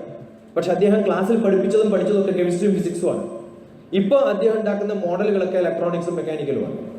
ഏതാണ് വിഷയം എന്ന് ചോദിച്ചു കഴിഞ്ഞാൽ ആ ധൈര്യത്തിലാണ് ഞാൻ എഞ്ചിനീയറിംഗ് കോളേജ് ചേരുന്ന സമയത്ത് ഏത് ഡിപ്പാർട്ട്മെന്റാന്ന് ചോദിച്ചപ്പോൾ പ്രൊഫസറിന് നിർത്താൻ മതി, ഡിപ്പാർട്ട്മെന്റ് ഞാൻ തീരുമാനിച്ചോളാം.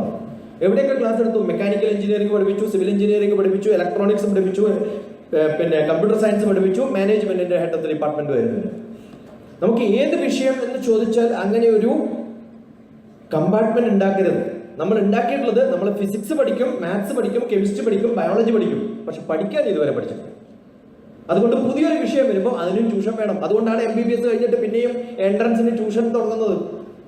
ഡോക്ടറായി കഴിഞ്ഞാലും പോകും എവിടെയാ? കോച്ചിങ് സെന്ററിൽ. എന്തിനാ? കോച്ച് വലിക്കാൻ വേണ്ടിട്ട്. എന്തൊരവസ്ഥയാന്ന് ആലോചിച്ചു. കോട്ട എന്ന് പറയുന്ന ഒരു സ്ഥലമുണ്ട്, അതുപോലെ തന്നെ കേരളത്തിലുള്ള സ്ഥലം. കേരളത്തിന്റെ പേര് പറയാതിരിക്കുന്നത് നമുക്ക് അടിയിടേണ്ട ഇഷ്ടമാണ്. അവിടെ 1000 ക്ലാസ് റൂമുകളാണ്. മഹേശ്വർ എന്ന് പറഞ്ഞ ഒരാൾ തുടങ്ങിയത് 10 കൊല്ലം മുമ്പാ.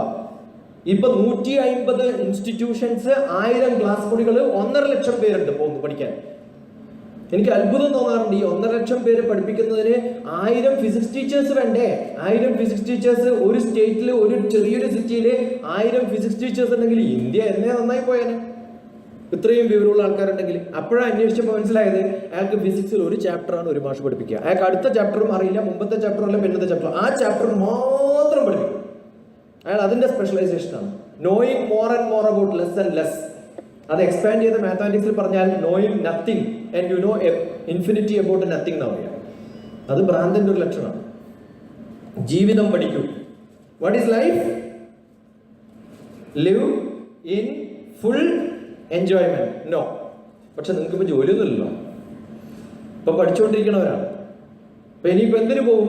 ഒന്നിക്കൽ ടെക് ആവാൻ പോവും, അല്ലെങ്കിൽ MBBSന് പോവും, അല്ലെങ്കിൽ കൊമേഴ്സിന് പോവും, അല്ലെങ്കിൽ എക്കണോമിക്സിന് പോവും, അല്ലെങ്കിൽ ലാംഗ്വേജസ്, ഹ്യൂമാനിറ്റീസ്, ഏതെങ്കിലുമൊക്കെ പഠിക്കും. പക്ഷെ എവിടെ പഠിച്ചാലും ലേൺ ഇൻ ഫുൾ എൻജോയ്മെന്റ്. പക്ഷെ നല്ല മാർക്കൊക്കെ കിട്ടിയിട്ട് ബിടെക്കിന് കയറുന്നവർ ശരിക്കും എൻജോയ് ചെയ്യും. കാരണം അതുവരെയുള്ള സ്ട്രിക്ട്നെസ് ഇല്ല, പാരന്റ്സിന്റെ കൺട്രോൾ ഇല്ല, ടീച്ചേഴ്സ് അറ്റൻഡൻസ് നോക്കില്ല, ഇതൊന്നുമില്ല. അതുകൊണ്ട് എന്താ സംഭവം എന്നറിയോ? കേരളത്തിൽ +1 +2 ഏറ്റവും നല്ല മാർക്ക് കിട്ടിയിട്ടുള്ള കുട്ടികൾ ചേർന്നിട്ടുള്ള ഏറ്റവും നല്ല കോളേജിൽ പോലും pass percentage of maths, physics, chemistry same syllabus repeat ചെയ്തിട്ട് ബിടെക്കിന് ഫസ്റ്റ് ഇയർ പഠിപ്പിച്ചിട്ട് ആ ഫസ്റ്റ് ഇയറിൽ പാസ് പെർസെന്റേജ് 4% ആണ്. 4 പിള്ളേരാണ് 100 പാസ്സാവുന്നത്. അടുത്ത കാലത്ത് ഏറ്റവും നല്ല കോളേജ് എന്ന് പറഞ്ഞ് അവാർഡ് കൊടുത്തിട്ടുള്ള ഒരു TV പ്രോഗ്രാമിന്റെ അടുത്ത കാലത്ത് 1 വർഷം മുമ്പ് ഉടനെ ഞാൻ പ്രിൻസിപ്പൾ വിളിച്ചു ചോദിച്ചു, നിങ്ങളുടെ കോളേജ് ഏറ്റവും നല്ല കോളേജ്? ആ സർ, 100% പ്ലേസ്മെന്റ് ആണ്, എല്ലാവർക്കും ജോലി കിട്ടി, വണ്ടർഫുൾ. ബിടെക്കിനാണ് ജോലി കിട്ടാൻ സാധ്യത കൂടുതൽ. ഞങ്ങളൊക്കെ സ്പേസ് ഡിപ്പാർട്ട്മെന്റിൽ ബിടെക് അപ്ലൈ ചെയ്തു, MTech അപ്ലൈ ചെയ്തു. ഞങ്ങൾ MTechനെ വിളിക്കില്ല, ബിടെക്കിനെ വിളിക്കുക. കാരണം MTech ആകുമ്പോൾ കുറച്ചും കൂടി ഈഗോ കൂടും, പിന്നെ അവർ പണിയൊന്നും എടുക്കില്ല.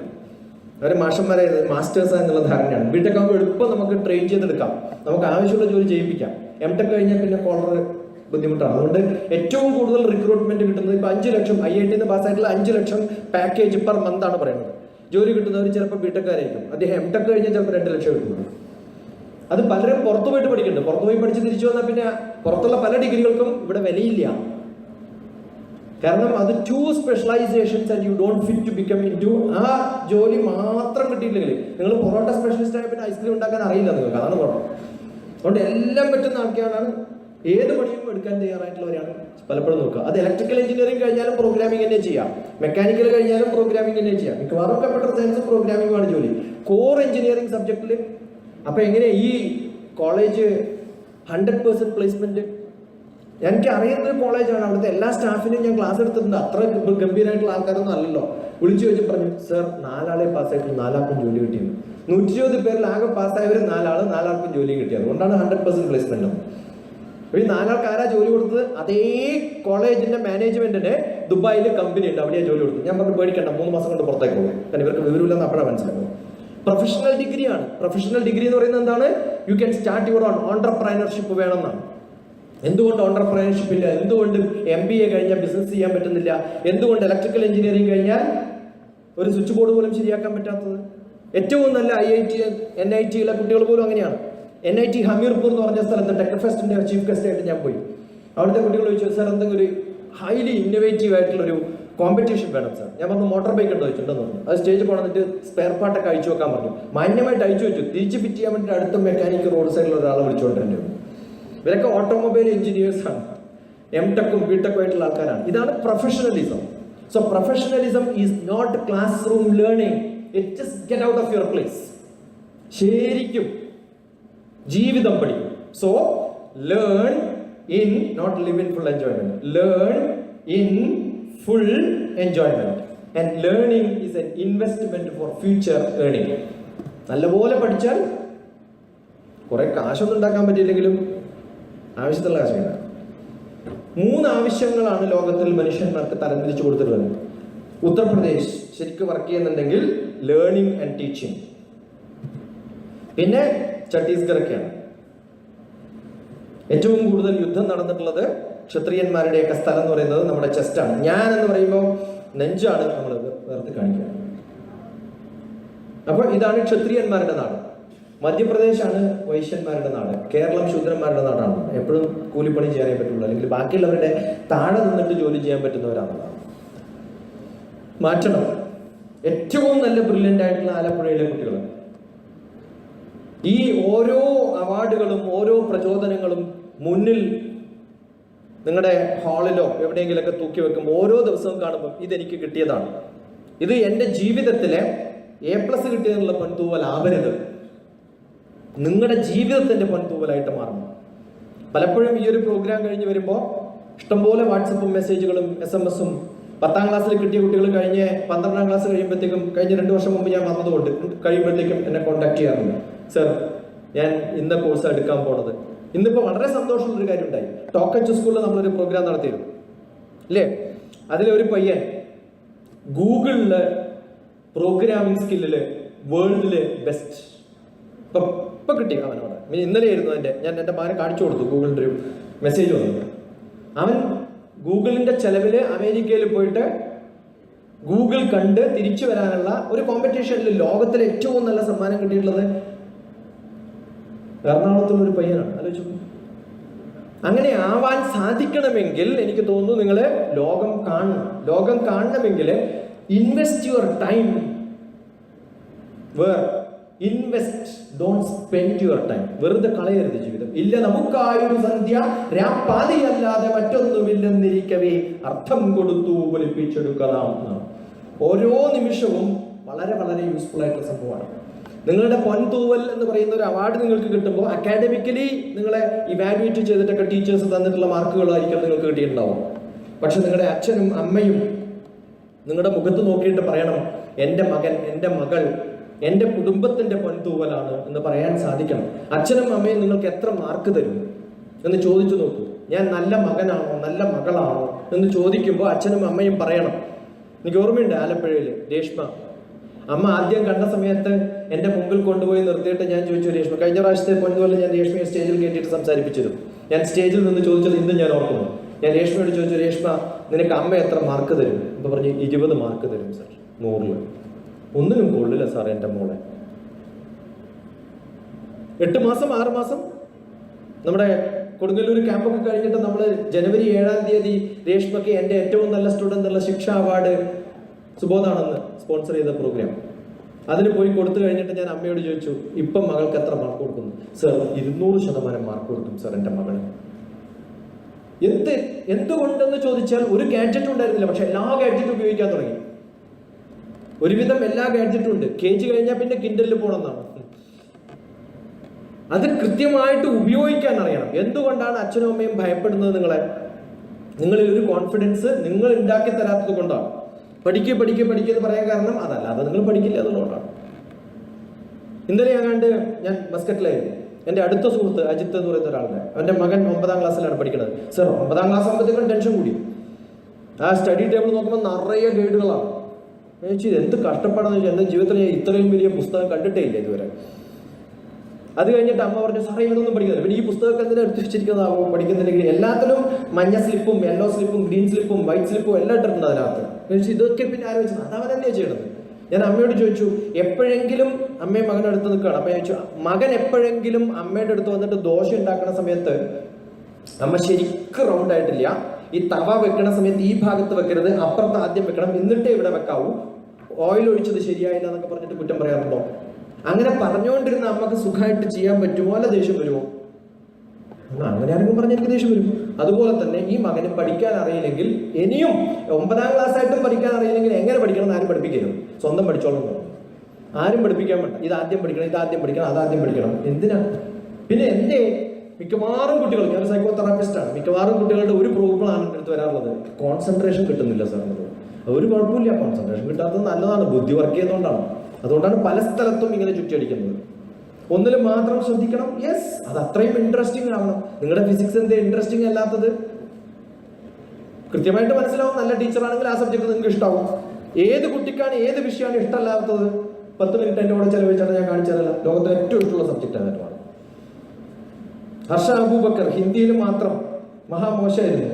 അത് കഴിഞ്ഞിട്ട് അവസാനം ഹിന്ദിയിൽ ഏറ്റവും നല്ല മാർക്ക്. ടീച്ചർക്ക് ആകെ അത്ഭുതം. ഒറ്റ കോഴ്സ് 4 ദിവസത്തെ 2 ദിവസം ഉണ്ടായിട്ടുള്ളൂ. കൊടുങ്ങല്ലൂരിലും 2 ദിവസത്തെ പ്രോഗ്രാം. ഇപ്പൊ അവളെവിടെ ഉണ്ടെന്ന് അറിയോ? ഡൽഹിയിൽ പോയി BA political science with IAS training. Athira, ഇവിടുത്തെ കുറെ കുട്ടികളുണ്ട്, നമ്മൾ പഠിപ്പിച്ചിട്ടുള്ള ഇവിടെ വിട്ടുള്ള കുറെ കുട്ടികൾ. അവര് +2 കഴിഞ്ഞ ഉടനെ പറക്കാണ് ഡൽഹിയിലേക്ക്. എന്തിനാ? ഡൽഹിയിലുള്ള മിക്ക കോളേജുകളിലും IAS ട്രെയിനിങ് പ്രോഗ്രാംസ് പാരലാണ്. അപ്പൊ 3 കൊല്ലം കഴിയുമ്പോഴത്തേക്ക് ഗ്രാജുവേഷനും കഴിയും. ആതിര ലേഡി ശ്രീറാം കോളേജിലാണ് പഠിക്കുന്നത്. ലേഡി ശ്രീറാം കോളേജിൽ അപ്ലൈ ചെയ്യണമെങ്കിൽ എന്താണെന്ന് അറിയോ? ക്വാളിഫിക്കേഷൻ എല്ലാ വിഷയത്തിലും 100%, അത്രയും വേണ്ടു. സെന്റ് സ്റ്റീഫൻസ് കോളേജിൽ അപ്ലൈ ചെയ്യണമെങ്കിൽ സുപ്രീം കോടതിയിൽ കേസ് കൊടുത്തു. ഇങ്ങനെ ആർക്കെങ്കിലും അഡ്വർടൈസ് ചെയ്യാൻ പറ്റും? എല്ലാ വിഷയത്തിലും ഫസ്റ്റ് 100% കിട്ടിയാലേ അപ്ലൈ ചെയ്യാൻ പറ്റുള്ളൂ എന്ന് അഡ്വർടൈസ്മെന്റ് കൊടുത്തുകൊണ്ട് അവർക്കെതിരെ കേസ് കൊടുത്തു. അവർ പറഞ്ഞു അങ്ങനെ കൊടുത്തിട്ടുണ്ട് 20,000 പേരുണ്ട് എന്നിട്ടല്ലേ. അപ്പൊ നമ്മൾ എന്ത് ചെയ്യും? ഇപ്പൊ ഞാൻ പറയണത് നല്ല +1 +2 കഴിഞ്ഞാൽ അല്ലെങ്കിൽ 10ാം ക്ലാസ് കഴിഞ്ഞാൽ 9ാം ക്ലാസ് കഴിയുമ്പോൾ ഏത് വിഷയം പഠിക്കണം എന്നൊക്കെ തീരുമാനിക്കാം. കാരണം എല്ലാ കമ്പാർട്ട്മെന്റിലും കയറിയിട്ട് ട്രെയിനിൽ യാത്ര ചെയ്യാൻ പറ്റും, ഒരു കമ്പാർട്ട്മെന്റിൽ കയറാൻ പറ്റുള്ളൂ. പക്ഷെ മനസ്സിലാക്കണം വേറെയും കമ്പാർട്ട്മെന്റുകൾ ഉണ്ട് എന്നുള്ളത്, അത് മറന്നു പോകരുത്. ഇനിയോ അവിടെ എത്തിക്കഴിഞ്ഞാൽ ഇനി എന്താവണം? +2 കഴിഞ്ഞു, ഇനി എന്താവണം? എന്നിട്ട് പിന്നെ ആലോചിക്കാം. പോരാ, നല്ലപോലെ ലോകം എവിടെ എത്തുന്നു, എവിടെ പോകുന്നു, എന്ത് ചെയ്യുന്നു എന്ന് കൃത്യമായിട്ട് അറിവുള്ള കുട്ടികളായിട്ട് മാറുമ്പോൾ നിങ്ങൾക്ക് ഓട്ടോമാറ്റിക്കായിട്ട് അതിനൊരു താല്പര്യം വരും. അതുണ്ടാവട്ടെ എന്ന് പ്രാർത്ഥിക്കുന്നു. ജീവിതത്തിൽ സന്തോഷത്തോടുകൂടി പഠിക്കാനുള്ള അവസരം ഇനിയെങ്കിലും ഉണ്ടാവട്ടെ എന്ന് പ്രാർത്ഥിക്കുന്നു. ഇതുവരെ ഉണ്ടായിട്ടില്ലെങ്കിൽ ഉണ്ടെങ്കിൽ വണ്ടർഫുൾ, വെരി ഗുഡ്. അതുകൊണ്ട് കഷ്ടപ്പെട്ട് ഹാർഡ് വർക്ക് ചെയ്ത് പഠിക്കരുത്. എല്ലാ സിനിമയും കാണുക, എന്തൊക്കെ ചെയ്യാൻ പറ്റുമോ അതൊക്കെ ചെയ്യുക. കാരണം പിന്നെ എപ്പോഴേത് ചെയ്യുക? ജോലി കിട്ടിയിട്ടോ, പണ്ട് മോഹൻലാൽ പറഞ്ഞ പോലെ ജോലി കിട്ടിയിട്ട് വേണം ലീവ് എടുക്കാൻ 2 ദിവസം. അത് കഴിഞ്ഞിട്ടപ്പോ ഇനി മാരേജ് കഴിഞ്ഞിട്ടോ, മാരേജ് കഴിഞ്ഞ് ഇവിടെ ആഘോഷിക്കാൻ ചോദിച്ചു നോക്കുക അച്ഛനും അമ്മയോട് എങ്ങനെ ഉണ്ടോ ജീവിതം, ഇങ്ങനെ പോകുന്നു എന്ന് പറയും. ആകെ കഷ്ടപ്പാടാ. അത് കഴിഞ്ഞിട്ടോ നിങ്ങളുടെ മക്കളെ LKG ചേർത്തിട്ടോ നിങ്ങൾ ഇനി ആഘോഷിക്കാൻ പോകുന്നത്? പഠിക്കും മക്കളെ, പക്ഷെ പഠിക്കുന്നത് പോലെ എൻജോയ് ചെയ്യണ്ട്. ആ എൻജോയ്മെന്റ് എന്താവണമെന്ന് നിങ്ങൾ തീരുമാനിക്കാം. വായനയാവണം, കുറേ കാലത്തേക്ക് നിലനിൽക്കും. പത്രം പോലും വായിക്കാറില്ല എന്നുള്ളതാണ് കഷ്ടം. പിന്നെ എപ്പോഴും പത്രം വായിക്കുക? ഈ ലോകത്തിലെ പത്രം എത്രയോ 200 രാജ്യങ്ങളിലുള്ള ന്യൂസ് ഫിൽട്ടർ ചെയ്ത് നിങ്ങൾക്ക് ആവശ്യമുള്ളത് മാത്രം നിങ്ങളുടെ വീട്ടിന്റെ മുന്നിൽ കൊണ്ടിട്ടിട്ട് തരിക. അത് പക്ഷെ നിർഭാഗ്യവശാൽ നിങ്ങൾ വായിക്കുന്ന മിക്കവാറും മലയാളം പത്രങ്ങളാണ്, അല്ലെങ്കിൽ വീട്ടിൽ ഇടുന്നത്. വായിക്കാറില്ലെങ്കിലും അറ്റ്ലീസ്റ്റ് എന്തെങ്കിലും ഓറഞ്ച് പൊതിയാണെങ്കിലും ഉപയോഗിക്കാം. അതുകൊണ്ട് കേരളത്തിലെ പത്രങ്ങളല്ല, കേരളത്തിലുള്ള ലാംഗ്വേജിന്റെ അല്ലെങ്കിൽ അതിനോടുള്ള ഓപ്പോസിഷൻ കൊണ്ടല്ല, ഹിന്ദു ന്യൂസ് പേപ്പറിൽ വായിക്കുന്ന എഡിറ്റോറിയലെങ്കിലും വായിച്ചിട്ട് നിങ്ങൾക്ക് അത് മനസ്സിലാകുമെങ്കിൽ നിങ്ങൾ നല്ല പിള്ളേരാണ്. അതുകൊണ്ട് വായനാശീലം നല്ലപോലെ ഉണ്ടാവുക. ഇനി ഇതെല്ലാം കഴിഞ്ഞിട്ട് കോച്ചിങ് സെന്ററിൽ പോയിട്ട് ഞാൻ എന്ത് ചെയ്യാം? ബിടെക്കിൽ ഏറ്റവും കൂടുതൽ കുട്ടികൾ കേരളത്തിൽ പോകുന്ന സെന്റർ ഏതാണെന്ന് അറിയോ? Bank coaching centres. ഈ ബാങ്ക് കോച്ചിങ് സെന്ററിൽ കോച്ചിങ് എടുക്കുന്ന ആരാന്നറിയോ? 5 കൊല്ലം കോച്ചിങ്ങിൽ പോയിട്ട് കിട്ടാത്ത ആള് തുടങ്ങും പുതിയൊരു കോച്ചിങ് സെന്റർ. അപ്പൊ എല്ലാ വില്ലേജിലും കോച്ചിങ് സെന്റർ ഉണ്ട്. IAS ട്രെയിനിങ് കൊടുക്കുന്ന ആരാന്നറിയോ? ട്രൈ ചെയ്ത് IAS കിട്ടിയില്ലെങ്കിൽ പിന്നെ എന്ത് ചെയ്യാം? അല്ലേ, ഞാൻ പലരോടും പറയാറുണ്ട്, കുറേ ഇന്റർവ്യൂവിന് പോയി ജോലി കിട്ടിയിട്ടില്ല സാർ. കുഴപ്പമില്ല, എങ്ങനെ ഇന്റർവ്യൂ അറ്റൻഡ് ചെയ്യണം എന്നുള്ള കോച്ചിങ് സെന്റർ തുടങ്ങിക്കോളൂ. കാരണം അതല്ലേ നമുക്ക് ചെയ്യാൻ പറ്റുള്ളൂ ഏറ്റവും കൂടുതൽ. കാരണം ആദ്യം തന്നെ ജോലി കിട്ടിയിട്ട് പിന്നെ അവൻ ഈ പണി ചെയ്യാൻ പറ്റില്ല, അവൻ റിട്ടയർ ആയിട്ട് വന്നിട്ട് വേണ്ട. പഠിപ്പിക്കാനും പഠിക്കാനും താല്പര്യത്തോടു കൂടി ജീവിക്കാൻ. ചില കുട്ടികളൊക്കെ പറഞ്ഞു എനിക്ക് MBBS ഇഷ്ടം, ഡോക്ടർ ആവാൻ ഇഷ്ടം, ടീച്ചർ ആവാൻ ഇഷ്ടമാണോ? ടീച്ചർ ആവാനും ഇഷ്ടമല്ല. ഞാൻ ഒരു ശാപം കൊടുക്കാറുണ്ട്, നീ ഒരിക്കലും MBBS കിട്ടാണ്ടാവട്ടെ. കാരണം ഓരോ ഡോക്ടറും നല്ല ടീച്ചേഴ്സാണ്. അവരെടുത്ത് വരുന്ന ഓരോ പേഷ്യൻസിനെയും കൃത്യമായിട്ട് പഠിപ്പിക്കണം. അപ്പോൾ അത് മാത്രമല്ല, MBBS പഠിക്കുമ്പോൾ 5th ഇയർ നിങ്ങൾ യു ഹാവ് ടു ടീച്ച്. ജൂനിയേഴ്സിനെ പഠിപ്പിക്കുന്നത് നിങ്ങളുടെ അസൈൻമെന്റ്സ് ആണ്. അവിടെയാണ് അവർ ഫെയിലിയർ ആവുന്നത്. നിങ്ങൾ ഐസറിൽ പോയി ജോയിൻ ചെയ്തു, 1st ഇയറിൽ നിങ്ങൾ തന്നെയാണ് നിങ്ങളെ പഠിപ്പിക്കുന്നത്. So you become your own teachers. അപ്പൊ എല്ലാ നല്ല സ്റ്റുഡന്റും ബൈ ഡിഫാൾട്ട് നല്ല ടീച്ചേഴ്സും കൂടിയാണെന്ന് മറക്കരുത്. ഇതിലധികം എനിക്ക് പറയാനില്ല, കാരണം ഒരു ലിമിറ്റ് വെച്ചിട്ടേ പറയാം. ഇനി എന്ത് ചെയ്യണം? ഇത് എനിക്ക് നിങ്ങൾക്ക് വേണമെന്ന് തോന്നിയ ചില കാര്യങ്ങളൊക്കെയാണ് പറഞ്ഞത്. ഓരോ സ്ഥലത്തും ഓരോ കാലത്തും. ഇപ്പൊ 2 വർഷത്തിന് ശേഷമാണ് ഞാൻ ആലപ്പുഴയിൽ ഇത്തരം ഒരു പ്രോഗ്രാമിൽ വരുന്നത്. നിങ്ങളുടെ റിക്വയർമെന്റ്സ് മാറും.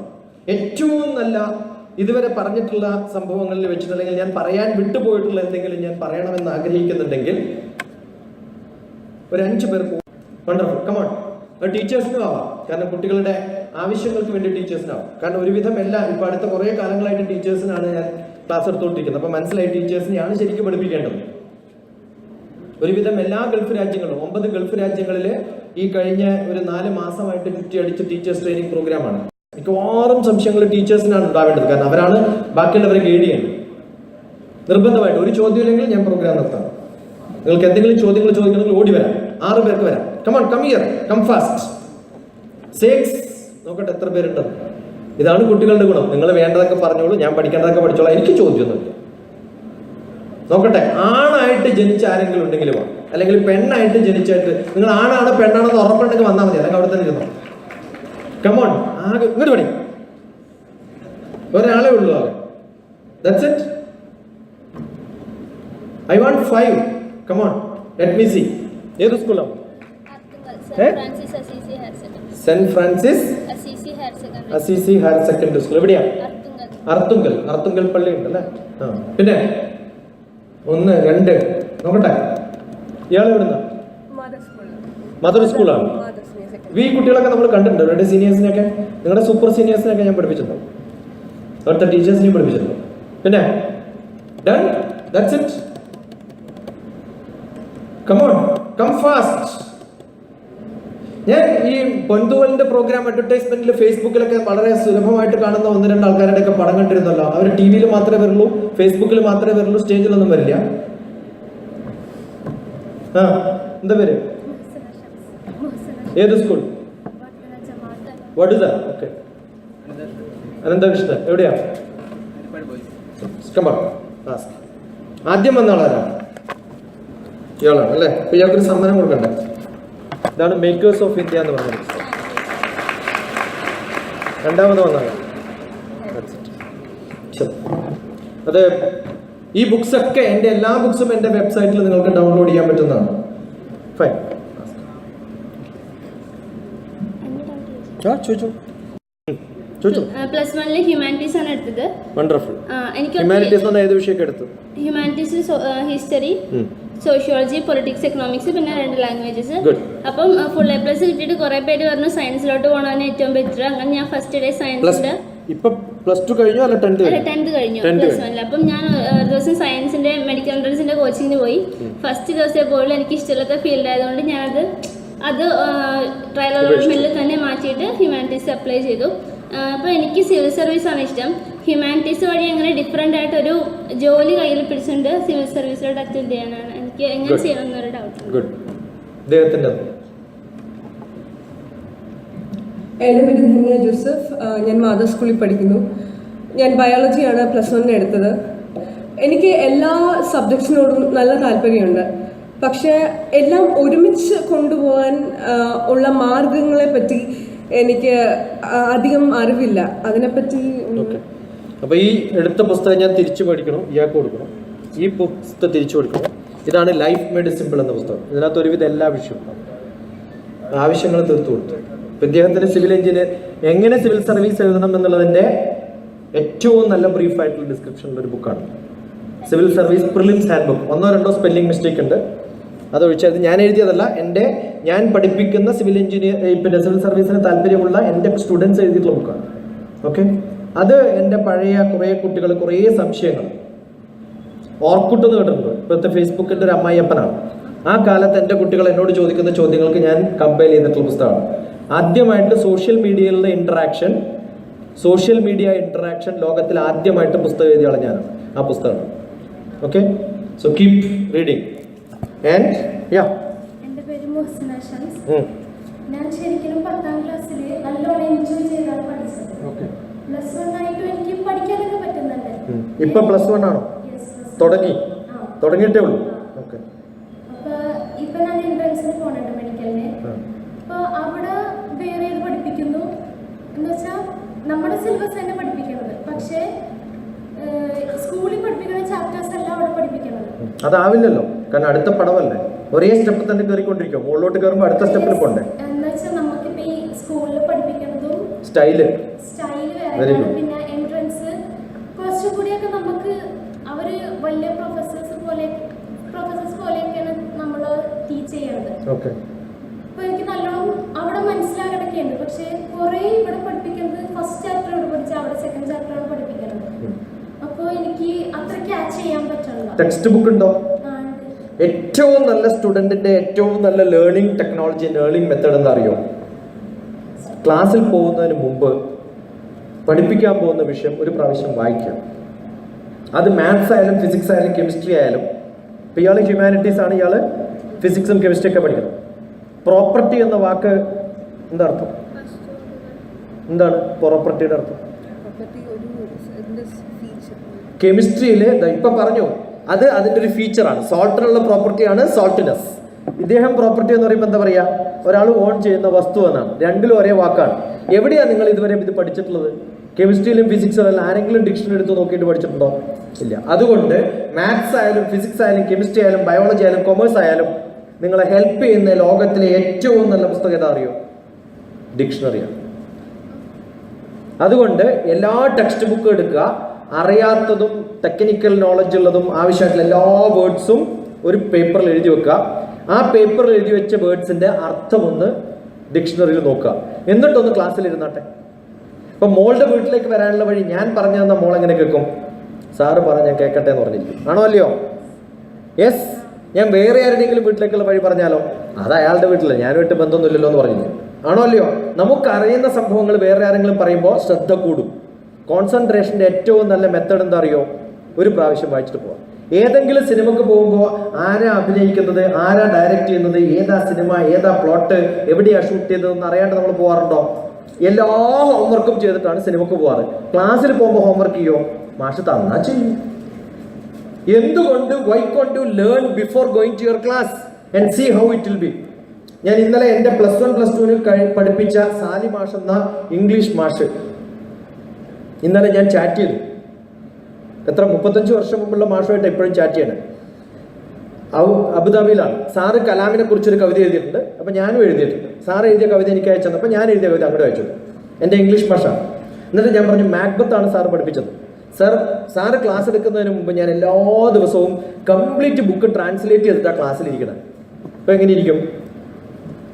മാഷ് പറ നോക്കട്ടെ, എവിടെയെങ്കിലും തെറ്റുമ്പോൾ പിടിക്കും. അന്ന് മലയാളം പഠിപ്പിക്കുന്ന മാഷ് ഒരു കവിത നിർത്തിയിട്ട് അടുത്ത ശ്ലോകം ഏതാണ്, ഏത് ലൈനാണെന്ന് ചോദിക്കാൻ വേണ്ടിയിട്ട് എവിടെയാണ് നമ്മൾ ഇന്നലെ നിർത്തിയെന്ന് പറയുമ്പോൾ അത് ചൊല്ലാനുള്ളൊരു ത്രില്ലുണ്ടായിരുന്നു. അതുകൊണ്ട് എന്ത് ചെയ്യും? കംപ്ലീറ്റ് ബൈഹാർട്ട് പഠിച്ചിട്ട് പോയി. അടുത്ത ക്ലാസ്സിൽ മാഷ് എടുക്കാൻ പോകുന്ന കവിത ഫുൾ പഠിച്ചിട്ടാണ് പോയിരിക്കുന്നത്. മാഷക്ക് പോലും ബുക്ക് നോക്കിയിട്ടേ ചിലപ്പോൾ പറയാൻ പറ്റുള്ളൂ. അപ്പോൾ മുമ്പ് പഠിക്കുക. കാരണം ടെക്സ്റ്റ് ബുക്ക് ഉണ്ടോ ഇല്ലയോ? ആവശ്യത്തിനധികം സമയമുണ്ട്. നിങ്ങളൊന്ന് മാറ്റി നോക്കിയാൽ നിങ്ങളുടെ പഠന രീതി ഇറ്റ് വിൽ ബി ത്രില്ലിംഗ്. എന്തേ കാരണം എന്നറിയോ? നിങ്ങൾ ബിടെക് ഒക്കെ പഠിക്കാൻ പോകുന്ന സമയത്ത് ആരും നിങ്ങളെ പഠിപ്പിക്കില്ല. അല്ലെങ്കിൽ MBBS പഠിപ്പിക്കാൻ പോകുമ്പോൾ സാധാരണഗതിയിൽ ബോധം പോകുന്ന കുറേ MBBS സ്റ്റുഡൻസ് ഉണ്ട് ക്ലാസ്സിൽ ഫസ്റ്റ് ഡേ. കാരണം ഇവർ പറയുന്ന ഒന്നും മനസ്സിലാവില്ല. Got it? All India institute of medical സയൻസിലെ ഒരു വർഷം ഞാൻ ഡൽഹിയിൽ വർക്ക് ചെയ്യുന്ന സമയത്ത് പ്രൈം മിനിസ്റ്ററുടെ ഓഫീസിൽ ഉണ്ടായിരുന്നു 2 കൊല്ലം. വർക്ക് ചെയ്യുന്ന സമയത്ത് ന്യൂസ് പേപ്പർ വായിക്കുകയാണ് പ്രധാന ജോലി. 10-13 ന്യൂസ് പേപ്പേഴ്സ് വരും. അതിനകത്ത് സ്ഥിരമായിട്ട് ഞാൻ മോണിറ്റർ ചെയ്തത് പോസ്റ്റ് ഗ്രാജുവേഷന് പോകുന്ന എയിംസിൽ പഠിക്കുന്ന എത്ര പേര് ആത്മഹത്യ ചെയ്യുന്നുണ്ടെന്ന്. ഒരു വർഷം 60 പേര് ആത്മഹത്യ ചെയ്തു. എന്താ കാരണം എന്നറിയോ? ഭയം. എങ്ങനെയാണ് പഠിച്ചത്? ഇതുവരെ സ്വന്തം പഠിച്ചില്ല, കാരണം അവിടെ ആരും ഒന്നും പഠിപ്പിക്കാൻ പോലില്ല. നിങ്ങൾ പഠിച്ച് പരീക്ഷ എഴുതണം. അപ്പോൾ പഠിപ്പിക്കുന്ന സ്റ്റൈല് മാറും. ഫൈൻ. അതുകൊണ്ട് ഏറ്റവും നല്ല method prepare before going to your class and create nice group and then learn. അതാണ് വേണ്ടത്. Okay, so this is for you. Good. Ya, എൻ്റെ പേര് അരുകൃഷ്ണൻ. ഞാൻ ഹരിപ്പാട് പോയിട്ടാണ്. Literacy rate കേരളമാണല്ലോ.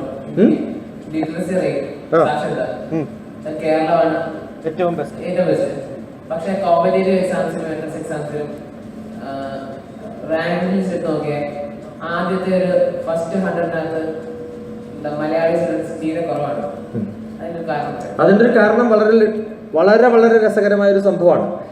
5 ലക്ഷം പേര് എക്സാം എഴുതുന്നതിൽ 1 ലക്ഷം പേര് ഡൽഹിയിൽ താമസിക്കുന്നവരാണ്. 4 ലക്ഷം പേരാണ് ബാക്കി എല്ലാ സ്റ്റേറ്റിൽ നിന്നും കൂടിയുള്ളവർ. ഫൈൻ. അടുത്ത കാലത്ത് പെരുമ്പാവൂരിലുള്ള ഒരു പയ്യൻ വിളിച്ചിട്ട് പറഞ്ഞു, സാറേ എനിക്ക് പിന്നെ NDA നാഷണൽ ഡിഫൻസ് അക്കാഡമിയിലാണ് താല്പര്യം. ഞാൻ കമ്പൈൻഡ് ഡിഫൻസ് സർവീസിൻ്റെ ഒരു ഗ്രൂപ്പിലാണ് 2 വർഷം വർക്ക് ചെയ്തത്. സെക്യൂരിറ്റി ഗ്രൂപ്പിലായിരുന്നു, പ്രൈം മിനിസ്റ്ററുടെ. അപ്പോൾ ഇതിലുള്ള കുറച്ച് കോച്ചിങ് സെന്റേഴ്സിന്റെ ക്ലാസ്സുകളൊക്കെ നടത്തുന്നൊരു കാലം ഉണ്ടായിരുന്നു. അപ്പോൾ എന്നോട് പറഞ്ഞു പെരുമ്പാവൂരിലുള്ള പയ്യൻ, സർ വന്നാലോ? ഞാൻ പറഞ്ഞു അതിനൊരു ഗ്രൂപ്പ് ഉണ്ട്, നിങ്ങൾ വന്നോളൂ, കണ്ണൂർ വന്നോളൂ. കണ്ണൂരാ? അപ്പോൾ പെരുമ്പാവൂർ നിന്ന് കണ്ണൂർ വരെ അവന് വരാൻ പറ്റില്ല. അവൻ എവിടെ പോകണം? ഡിഫൻസിൽ വർക്ക് ചെയ്യാൻ പോകണം. അപ്പം ഞാൻ പറഞ്ഞൊരു കാര്യം ചെയ്യും മോനെ, ഏതെങ്കിലും ഒരു കാലം ഡിഫൻസ് ട്രെയിനിങ് സെന്റർ ഡെറാഡൂണിൽ നിന്ന് പെരുമ്പാവൂരിലേക്ക് മാറ്റുമ്പോൾ മോൻ ഡിഫൻസ് ചേർന്നാൽ മതി. ഈ മൊബൈലാവണം എന്ന് പറഞ്ഞാൽ യാത്ര ചെയ്യാൻ തയ്യാറാവണം, പുറത്തേക്ക് പോകാൻ തയ്യാറാവണം. എൻ്റെ ഡിസ്ട്രിക്റ്റിൽ, എൻ്റെ വീട്ടിൽ, എൻ്റെ തൊട്ടടുത്തുണ്ടെങ്കിൽ മാത്രമേ ഞാൻ പോകുന്നുള്ള സ്ഥിതി അങ്ങോട്ട് മാറ്റാം. Then you will become useful and wonderful. മനസ്സിലായോ? എനിക്ക് എൻ്റെ അടുത്ത് തന്നെ കിട്ടണം. ആ ഒരു കറേജ് ഇല്ലാത്ത കുട്ടിയാണ് ഈ ഹർഷ അബൂബക്കർ. നമ്മളെ ക്യാമ്പിന് വന്നിട്ടുള്ളത് എന്ത് രസകരമായ ട്രാവലാ. ആ കുട്ടിക്ക് അത്ര അല്ലാണ്ട് +1 +2 കഴിഞ്ഞിട്ട് ഒരു ചെറിയ വില്ലേജിൽ നിന്ന് അവളുടെ വീട്ടിലേക്ക് പോകാനുള്ള വഴി തന്നെ കഷ്ടപ്പെട്ട വഴിയാണ്. തീരെ വിവരമില്ലാത്തൊരു കുട്ടിയാണെന്ന് പറഞ്ഞാൽ യാത്ര ഇതുവരെ ചെയ്യാത്തുള്ള കുട്ടിയാണെന്നുള്ള അർത്ഥമല്ല വിവരമില്ല എന്ന് പറയുന്നത്. അല്ലാണ്ട് ബാക്കി നോളജൊക്കെ ഉണ്ട്. അവളോട് ഞാൻ ചോദിച്ചു, എനിക്ക് എന്താണെന്ന് ആഗ്രഹം? എനിക്കൊന്ന് പ്രസിഡന്റ് ഓഫ് ഇന്ത്യ ആവും. എന്താ ചോദിച്ചു? ആ കാലത്ത് പാകിസ്ഥാൻ പ്രസിഡന്റോ പ്രൈം മിനിസ്റ്ററോ ഏതെങ്കിലും ഒരു മുസ്ലിമായി ഞങ്ങൾ കല്യാണം കഴിച്ചോളാം, പിന്നെ പ്രശ്നമൊന്നും ഉണ്ടാവില്ലല്ലോ. തമാശക്കാണെങ്കിലും ഇത് പറയാനുള്ളൊരു ബോധമുണ്ടല്ലോ ആ കുട്ടിക്കെന്നാണ്. ആ കുട്ടി എൻ്റെ വീട്ടിലേക്ക് വരുന്ന സമയത്ത് ബസ്സിലിരുന്ന് ഉറങ്ങിപ്പോയി. അവസാനത്തെ സ്റ്റോപ്പിലെത്തിയിട്ടാണ് ബോധം വന്നത്. അപ്പം എന്നോട് ചോദിച്ചു, ഇനിയിപ്പോൾ എന്താ ചെയ്യാൻ? ഞാൻ നേരെ തിരിച്ച് വീട്ടിലേക്ക് പോയിക്കും, ആ ബസ് തിരിച്ച് പോകുമ്പോഴത്തേക്ക്. അത്ര തന്നെ. കാരണം ഞാൻ അത്രയും ഒരു റിമോട്ട് സ്ഥലത്താണ് താമസിക്കുന്നത്. അതിന് പോലും ശരിക്കും ധൈര്യമോ പ്രാക്ടീസ് ഇല്ലാത്തൊരു കുട്ടിയാണ് ഇപ്പോൾ ഡൽഹി പോയിട്ട് പഠിക്കണം. Got it? ആ ധൈര്യമുള്ളവരാണ് ബീഹാറികൾ. അതുകൊണ്ട് ഓൾ ഇന്ത്യ സർവീസിൽ, സിവിൽ സർവീസിൽ ഏറ്റവും കൂടുതൽ കിട്ടുന്നത്, ഏറ്റവും കൂടുതൽ കോച്ചിങ് സെന്ററുള്ളത് കേരളത്തിലാട്ടോ. പക്ഷേ ഏറ്റവും കൂടുതൽ ആൾക്കാർ എത്തിപ്പെടുന്നത് ഏറ്റവും നല്ല ധൈര്യമുള്ള സ്ഥലത്താണ്. കാരണം നല്ല പ്രസൻസ് ഓഫ് മൈൻഡ്, നല്ല ലോജിക്കൽ റീസണിങ്, ഡിസിഷൻ മേക്കിംഗ് എബിലിറ്റിയാണ് ടെസ്റ്റ് ചെയ്യുക. അതിന് നല്ല കഴിവ് വേണം, നല്ല വായനാശീലം വേണം, നല്ല ഇംഗ്ലീഷ് വേണം. നമ്മുടെ ഇംഗ്ലീഷ് മഹാമോശമാണ്. അതുകൊണ്ടാണ് പലരും തോക്കുന്നത്. ആ ഹോൾ എക്സാമിനേഷനിലെ ഈ 4,80,000 പേര് തോക്കാൻ, അല്ലെങ്കിൽ അത്രയും പേരുടെ പേപ്പർ ഇവാലുവേറ്റ് ചെയ്യാൻ വളരെ എളുപ്പമാണ്. കാരണം ഒറ്റ സബ്ജക്റ്റാണ് അവർ ആദ്യം നോക്കുക. ലോജിക്കൽ റീസണിങ് ഉണ്ടോ, ക്രിയേറ്റിവിറ്റി ഉണ്ടോ, അല്ലെങ്കിൽ ഡിസിഷൻ മേക്കിംഗ് എബിലിറ്റി ഉണ്ടോ, ലോജിക്കൽ റീസണിങ് ഉണ്ടോ എന്ന് മാത്രം ചെക്ക് ചെയ്ത ഒരാൾ നന്നാവുന്ന മോശമെന്ന് അറിയാം. അങ്ങനെയാണ് നമ്മളിപ്പോൾ സയന്റിസ്റ്റിന്റെ ഇന്റർവ്യൂവിന് എടുക്കുന്ന സമയത്ത് ഒരു ചോദ്യം കൊണ്ട് നമുക്ക് ഒരാളെ മനസ്സിലാവും. ഇപ്പം IIT-യിൽ ഏറ്റവും നല്ല മാർക്ക് കിട്ടിയിട്ട് കോളേജിൽ ഇന്റർവ്യൂവിന് വരുന്ന ഒരാളോട് നമ്മൾ ചിലപ്പോൾ ചോദിക്കുന്നത് അവർ പഠിക്കുന്ന വിഷയമല്ല, നമ്മൾ ചോദിക്കുന്നത് വളരെ ലോജിക്കായിട്ടുള്ള ക്വസ്റ്റ്യൻ ആയിരിക്കും. അതിന് കൃത്യമായിട്ട് ഉത്തരം പറയാം. അല്ലെങ്കിൽ ആറ്റിറ്റ്യൂഡാണ്. ആ ആറ്റിറ്റ്യൂഡ് ഉണ്ടാവും. ആറ്റിറ്റ്യൂഡ് ഉണ്ടായി കഴിഞ്ഞാൽ നമുക്ക് നന്നാക്കാൻ പറ്റും, ബാക്കി പഠിപ്പിച്ചെടുക്കാം. അപ്പോൾ ആറ്റിറ്റ്യൂഡാണ് ടെസ്റ്റ് ചെയ്യുന്നത്. അവിടെയാണ് ഫെയിലിയർ ഉണ്ടാവുക. നമസ്കാരം. എന്റെ പേര് ശ്രീലക്ഷ്മി. ഞാൻ അമ്പലപ്പുഴ കുഞ്ചുപിള്ള ഹയർ സെക്കൻഡറിയിൽ വരുന്നു. ഏതാണ്? കുഞ്ചുപിള്ള. ഓക്കെ, നമ്മൾ പോയിട്ടുണ്ടല്ലോ അവിടെ. ഗുഡ്. ഞാൻ +1-ലാണ് പഠിക്കുന്നത്. എനിക്ക് MBBS-നോടാണ് താല്പര്യം. വേറെ പ്രൊഫഷൻസിനോട് എനിക്ക് താല്പര്യമുണ്ട്. പക്ഷെ അതിലേക്ക് എങ്ങനെ എത്തണം എന്ന് എനിക്ക് ഒരു ചെറിയ കൺഫ്യൂഷൻ. അല്ല, വേറെ ഏതാ പ്രൊഫഷൻ? ടൈലറിംഗ് ആണോ? സൈക്കോളജി. MBBS പലരും സൈക്കോളജി, ഹ്യൂമാനിറ്റീസിൽ സൈക്കോളജി എടുക്കുന്നവരുണ്ട്, അല്ലെങ്കിൽ ക്ലിനിക്കൽ സൈക്കോളജി. പക്ഷെ അതിനേക്കാളൊക്കെ ബെറ്റർ എന്താ അറിയോ? MBBS കഴിഞ്ഞ സൈക്കോളജി അല്ല പഠിക്കുന്നത്. സൈക്കോളജി പഠിക്കുന്നുണ്ട്, പക്ഷെ സൈക്കാട്രിസ്റ്റ് ആവും. അവിടെ മെഡിസിൻ വെച്ചിട്ടാണ് സൈക്കോളജി ട്രീറ്റ് ചെയ്യുക. Understood the difference? എനിക്ക് MBBS ഇഷ്ടമാണ്, സൈക്കോളജി ഇഷ്ടമാണെങ്കിൽ എന്ത് ചെയ്യണം? MBBS കഴിഞ്ഞിട്ട് സൈക്കോളജിയിൽ സ്പെഷ്യലൈസ് ചെയ്യണം, സൈക്കാട്രിസ്റ്റ് ആവണം. സൈക്യാട്രിസ്റ്റ്. ഇനി സൈക്കോളജി MBBS ഇല്ലാതെ ആവുന്നതിന് സൈക്കോതെറാപ്പി. ഞാൻ സൈക്കോതെറാപ്പിസ്റ്റാണ്. ഇറ്റ് അതിൽ സൈക്കോളജി പഠിക്കും. എഡ്യൂക്കേഷൻ പഠിക്കുന്ന എല്ലാ BEdകാരും ഒരു എഡ്യൂക്കേഷണൽ സൈക്കോളജി പഠിക്കും. എല്ലാ വിഷയത്തിലും സൈക്കോളജി അത്യാവശ്യമാണ്. പക്ഷേ മെഡിക്കൽ സൈക്കോളജി MBBS കഴിഞ്ഞിട്ട് clinical psychology is slightly different. It അതിലൊക്കെ പഠിക്കാനുള്ള 1-2 പേപ്പർ കോമൺ ഉണ്ടാവും. ബട്ട് ജനറിക് ആയിട്ട് പഠിക്കാനുള്ളത് MBBS കഴിഞ്ഞിട്ട് പഠിക്കുമ്പോൾ you can treat patients with medicines. മറ്റെടുത്ത് എന്താ ചെയ്യുക? You learn the general psychology, mostly research ഓറിയന്റഡും ഒക്കെയാണ്. നല്ല വിഷയമാണ്. ബട്ട് MBBS ആണ് താല്പര്യമെങ്കിൽ you do MBBS, then go for psychiatry. Don't say psychology, then it becomes psychiatry. Fine. അത് കഴിഞ്ഞിട്ട് you can do PhD in psychiatry. എൻ്റെ ഒരു കൊളീഗിൻ്റെ മകള് ഇപ്പൊ അമേരിക്കയിൽ PhD ചെയ്യുന്നുണ്ട്. സൈക്യാട്രിയിലാണ് PhD ചെയ്യുന്നത്. സൈക്യാട്രിയുടെ ഏറ്റവും വലിയ, സൈക്കോളജിയുടെയും കൗൺസിലിങ്ങിന്റെയും ഒക്കെ ഏറ്റവും വലിയൊരു പ്രത്യേകത, you have to be highly innovative.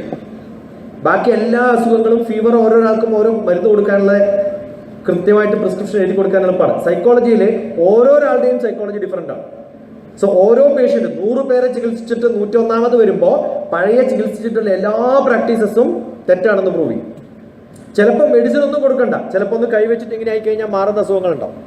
അത് ഇതുവരെ ആരും ചെയ്യാത്തതുകൊണ്ടായിരിക്കും ചിലപ്പോൾ എല്ലാവരും ഉള്ള ദേഷ്യം തോന്നും. ചിലപ്പോൾ വിശന്നിട്ടാവും, ചിലപ്പോൾ ബ്രീത്തിങ് ട്രബിൾ ആവും. ചില ആൾക്കാരൊക്കെ വന്നിട്ട് വല്ലാണ്ട് റിയാക്ട് ചെയ്യുന്നു സാർ നിൽക്കുമ്പോൾ തൊട്ട് നോക്കുമ്പോഴത്തേക്ക് അറിയാം കൃത്യമായിട്ട് ബ്രീത്തിങ് പ്രോബ്ലം ആണ്. അപ്പോൾ ചിലപ്പോൾ സൈക്കോളജി അല്ല ട്രീറ്റ്മെന്റ് വേണ്ടത്, വേറെ അസുഖങ്ങൾക്കായിരിക്കും. മനസ്സിലായോ? അപ്പോൾ അത് കുറേ കൂടി പ്രാക്ടിക്കലായിട്ട് ചെയ്യുന്നൊരു സംഭവമാണ്. അതും കൂടി ഉണ്ടാവും, ആ സെൻസും കൂടി ഉണ്ടെങ്കിൽ after MBBS you can go, but don't treat people with medicines. ചലോ ബേട്ടാ. നമസ്കാരം സർ. എൻ്റെ പേര് NCSO. ഞാൻ കുഞ്ചിമല ഹയർ സെക്കൻഡറി സ്കൂൾ അമരപ്പുഴയിൽ പഠിക്കുന്നു. ഞാൻ ഇപ്പോൾ +1 പഠിക്കുകയാണ്. കൂടാതെ ഞാൻ മെഡിസിൻ എൻട്രൻസ് പോകുന്നുണ്ട്. ചേർന്നു. നാളെ തൊട്ടാണ് ഞാൻ പോയി തുടങ്ങുന്നത്. എൻട്രൻസ് വളരെ എളുപ്പമാണ്, എക്സിറ്റ് ആണ് ബുദ്ധിമുട്ട്. എല്ലാവരും എൻ്റർ ആവും, പക്ഷെ എക്സിറ്റ് ആകുമ്പോഴത്തേക്കും ബുദ്ധിമുട്ടാവും.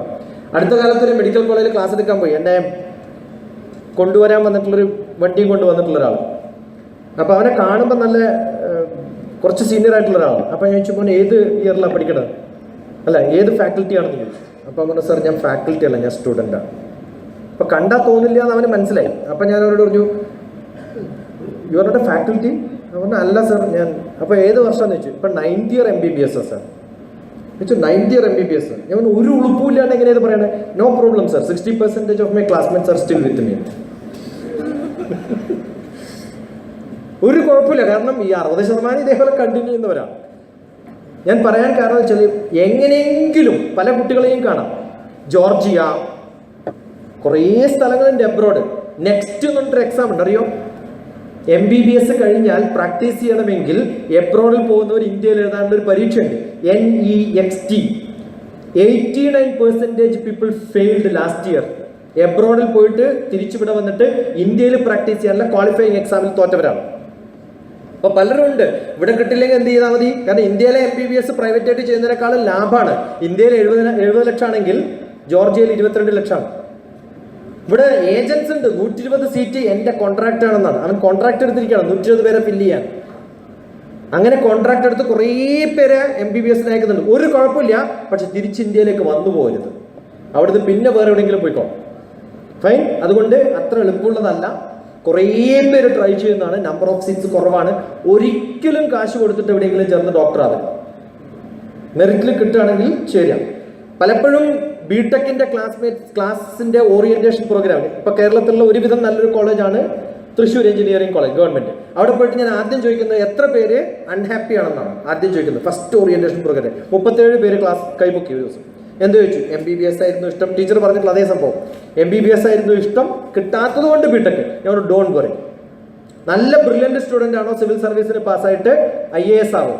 ഈ നിങ്ങളുടെ കൂടെ ഡോക്ടർ ആയവരൊക്കെ നിങ്ങളുടെ മുമ്പിൽ വന്ന് ക്യൂ നിൽക്കേണ്ടി വരും. ആണോ അല്ലയോ? So get in to civil service, you can rule. Okay, now you are preparing for IAS. ഭയത്തോടു കൂടി ചെയ്തിരിക്കാൻ വേണ്ടിയിട്ടാണ് പറയണത്. അല്ലെങ്കിൽ ഇപ്പോൾ ഇയാൾ പറഞ്ഞ സൈക്കോളജിസ്റ്റിൻ്റെ അടുത്ത് കുറേ പേര് വരാറുണ്ട്, അതുകൊണ്ടാണ് പറയുന്നത്. അതുകൊണ്ട് ഭയം പാടില്ല. തൻ്റെ മുഖത്തൊരു ഭയമുണ്ട്, അത് വേണ്ട. കിട്ടുകയാണെങ്കിൽ കിട്ടി, കിട്ടിയില്ലെങ്കിൽ പോണാൽ പോകട്ടും പോടാ. ഓക്കെ, ആ ധൈര്യത്തിൽ വേണം ചെയ്യാൻ. ഫൈൻ.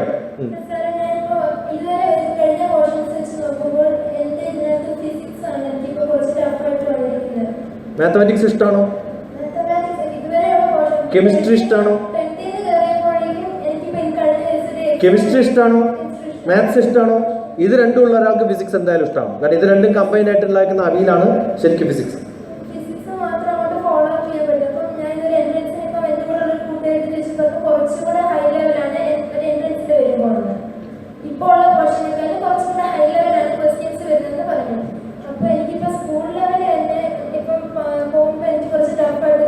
ഡിക്ഷണറി എന്താണ്? ഡിക്ഷണറി. ഇനി ഒരു രക്ഷയില്ലെങ്കിൽ ഏതെങ്കിലും ഒരു ചാപ്റ്റർ എടുക്കുക, 9447437948. അതാണ് എൻ്റെ ടെലിഫോൺ നമ്പർ. 10 മിനിറ്റ്. എൻ്റെ ഫിസിക്സ് ശരി. ബാക്കി വിഷയങ്ങൾ ഒന്നും അറിയില്ല, ഫിസിക്സ് അറിയില്ല, കുഴപ്പമില്ല. ബാക്കി വിഷയങ്ങളൊക്കെ ഒരുവിധം അറിയുന്ന ഒരാളെ ഫിസിക്സ് പഠിപ്പിക്കാൻ വലിയ ബുദ്ധിമുട്ടൊന്നുമില്ല. ഫൈൻ, എളുപ്പമാണ്. ഫിസിക്സിൻ്റെ ഒരു കുഴപ്പം എന്താ വെച്ചാൽ യു ഷുഡ് വിഷ്വലൈസ്. ഇനി വിഷ്വലൈസ് ചെയ്യണമെങ്കിൽ ആ സ്പെസിഫിക് സബ്ജക്റ്റിൽ പോയിട്ട് ഒന്ന് യൂട്യൂബിൽ പോയിട്ട് വന്നിട്ട് നോക്കുക. You will see lot of nice demonstrative classes. MIT-യിലെ പ്രൊഫസർമാരൊക്കെ സിമ്പിൾ പെൻഡുലം പഠിപ്പിക്കുന്നത് എത്ര സിമ്പിളാണെന്ന് ആലോചിക്കണം. സിമ്പിൾ പെൻഡുലം പഠിപ്പിക്കണേ, നമ്മൾ ഇതുവരെ കേൾക്കാത്ത ക്ലാസ്സുകളാണ്. നിങ്ങൾ വെറുതെ പോയിട്ട് simple pendulum MIT professor my love towards physics അവനെന്താണ് ബുക്കിന്റെ പേര്, അദ്ദേഹത്തിന്റെ പുസ്തകമുണ്ട്, അദ്ദേഹത്തിന്റെ ഒരു ക്ലാസ് ഉണ്ട്. വയസ്സനായിട്ടുള്ള ഒരാൾ. നമ്മൾ സിമ്പിൾ പെൻഡുലം ഇങ്ങനെ വെച്ചിട്ട് ഗ്ലോബ് ഇങ്ങനെ ആട്ടില്ലേ, അതിന് പകരം അയാൾ തന്നെ തൂങ്ങി നിന്നിട്ട് ആടും. ക്ലാസ്സിൽ വലിയൊരു ഹുക്ക് ഇട്ടിട്ട് അതിന്റെ മുകളിൽ കയറി കിടന്നിട്ട് ഇങ്ങനെ ആടും. എന്നിട്ട് പറയും the period is directly proportional to the length of the thread but not gravity. ഗ്രാവിറ്റിക്ക് എല്ലായിടത്തും ഒരേപോലെ തന്നെ, വെയിറ്റ് അല്ല, ആ ലെങ്ത് ഓഫ് ദ പെൻഡുലം മാത്രമാണ് പീരിയഡിനെ ഡിപ്പെൻഡ് ചെയ്യുക എന്നുള്ളത് ഡെമോൺസ്ട്രേറ്റീവ്. ആദ്യം ഒരു ബോൾ മാത്രം ഇട്ടിട്ട് ഹാങ് ചെയ്യും, എന്നിട്ട് അയാൾ തന്നെ കറങ്ങും, എന്നിട്ട് നോക്കുമ്പോൾ പീരിയഡ് ഒക്കെ സെയിം ആണ്, വെയിറ്റ് കൂട്ടിയാലും മാറില്ല എന്നുള്ളത്. അത് എത്ര രസകരമായിട്ടാണ് ഡെമോൺസ്ട്രേറ്റ്. അതൊരു പ്രാവശ്യം കണ്ടു നോക്കിയാട്ടെ, you will start loving physics. ആദ്യം ഫിസിക്സ് ഭയമാണ്, എന്നിട്ട് കുട്ടികളോട് ചോദിക്കുമ്പോൾ നിങ്ങളുടെ ഏറ്റവും കൂടുതൽ നിങ്ങളെ ഡിപ്പെൻഡ് ചെയ്യുന്നത് പിയർ ഗ്രൂപ്പ്സിനെയാണ്. ടീച്ചറോടല്ലല്ലോ ചോദിച്ചത്, ആരോടാ ചോദിച്ചത്? ഓക്കെ, അവരാണ് നിന്റെ ഏറ്റവും ബുദ്ധിയുള്ള കുട്ടി. അവൾ പറയും ഭയങ്കര ടഫായിട്ട്. അങ്ങനെ 3-4 ആൾ പറയുമ്പോഴത്തേക്കും മുമ്പിൽ കാണുന്ന എല്ലാ സാധനവും ടഫായിട്ട് പോകും. മനസ്സിലാവുന്നുണ്ടോ? അതുകൊണ്ട് ആദ്യം ചെയ്യേണ്ടത് whenever you have problem, don't approach your peer groups. അച്ഛനും അമ്മയും കൂട്ടുകാരും ഒക്കെ നിങ്ങളെ ഗൈഡ് ചെയ്യുന്ന വേറെ പല കാര്യങ്ങൾ. ഡ്രസ്സ് അസ്ഥലായിട്ടുണ്ടാവും എന്നൊക്കെ ചോദിക്കണമെങ്കിൽ ഇങ്ങനെ കാണിച്ചിട്ട് ചോദിക്കാം, അപ്പോൾ ടീച്ചർ ഫ്രണ്ട്സ് പറയും. പക്ഷെ ഫിസിക്സ് വരുന്ന സമയത്ത് go to your physics teachers. നിങ്ങളുടെ സ്കൂൾസിലെ ഓരോ ടീച്ചേഴ്സും നിങ്ങളുടെ സർവൻസ് ആണ്. ഞാൻ ടീച്ചേഴ്സിനെ വിളിക്കുന്നൊരു പേര് സർവൻസ് എന്നാണ്. ആണോ അല്ലയോ? എവിടുന്ന് അവർക്ക് ശമ്പളം കിട്ടണേ? ബാക്കിയുള്ളവർ കൊടുക്കുന്ന കാശ് എന്നാണ്. ആണോ അല്ലയോ? So there job is teaching you. Your teachers are like doctors. അവരും എക്സാമിനേഷൻ നടത്തും, ടീച്ചേഴ്സും എക്സാമിനേഷൻ നടത്തും. അതിൽ എവിടെയോ റാങ്കിൽ മാർക്കിൽ കുറച്ച് പാരാമീറ്റർ മാറുമ്പോൾ അത് കറക്റ്റ് ചെയ്യാനുള്ള പ്രോസസ് ചെയ്യേണ്ടത് ടീച്ചേഴ്സാണ്. ഒരു മടിയും ഇല്ലാണ്ട് ടീച്ചേഴ്സിനെ പോയി കാണും. ആ ഒരു അപ്രോച്ചബിലിറ്റി ഒന്ന് മാറിക്കിട്ടിയാൽ തന്നെ നിങ്ങളുടെ പ്രശ്നം തീരും. ഫിസിക്സ് ടഫാണ് എന്ന് പറഞ്ഞിട്ട് പേടിപ്പിക്കുകയല്ല വേണ്ടത്. Physics is very simple. Visualise ചെയ്യാം. Got it? Visualize and learn. You will enjoy it. Any more questions? You to ask? Anybody else? ആർക്കെങ്കിലും എന്തെങ്കിലും ചോദ്യങ്ങൾ ചോദിക്കാൻ ഓടി വാ. Run baby run. Okay. God bless you. Inshallah.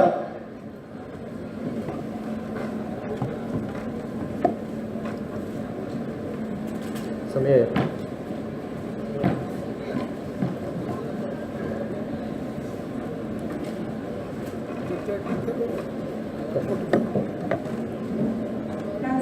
നമസ്കാരം. ലക്ഷ്മി, ഞാൻ +1 സ്റ്റുഡന്റ് ആണ്. കുഞ്ചുവിള ഹയർ സെക്കൻഡറി സ്കൂളിൽ നിന്നാണ് വരുന്നത്. ഞാൻ എടുത്തിരിക്കുന്ന വിഷയം ബയോളജി സയൻസ് ആണ്. എനിക്ക് ലെക്ചർ ആകണമെന്നാണ് താല്പര്യം. പക്ഷേ സ്കൂളിനോടുള്ള ഒരു ആഭിമുഖ്യം കൊണ്ട് ഞാൻ ബയോളജി സയൻസ് എടുത്തത്. അപ്പം സയൻസ് എടുത്ത ഒരു ഓപ്ഷൻ പിന്നെ സയൻസ് എടുത്ത കുട്ടികളെ കൊണ്ട് പാലയെ തറയ്ക്കുമെന്നാണ് കൂടുതലും പറയുന്നത്. സയൻസ് എടുത്ത കുട്ടികളെ കൊണ്ട് ഇത് പണ്ടൊക്കെ ഭ്രാന്തന്മാരെയാണ് പാലയിൽ കൊണ്ടുപോകാറ്. ഇപ്പം എല്ലാ ഭ്രാന്തന്മാരെയും പാലയിലേക്കാണ് കൊണ്ടുപോകണേ. എന്തൊരവസ്ഥയാന്ന് ആലോചിച്ചു നോക്കാം. നിന്റെ ആരാ പറഞ്ഞ് നിന്നെ പാലയിൽ കണ്ടുവിടുന്നു?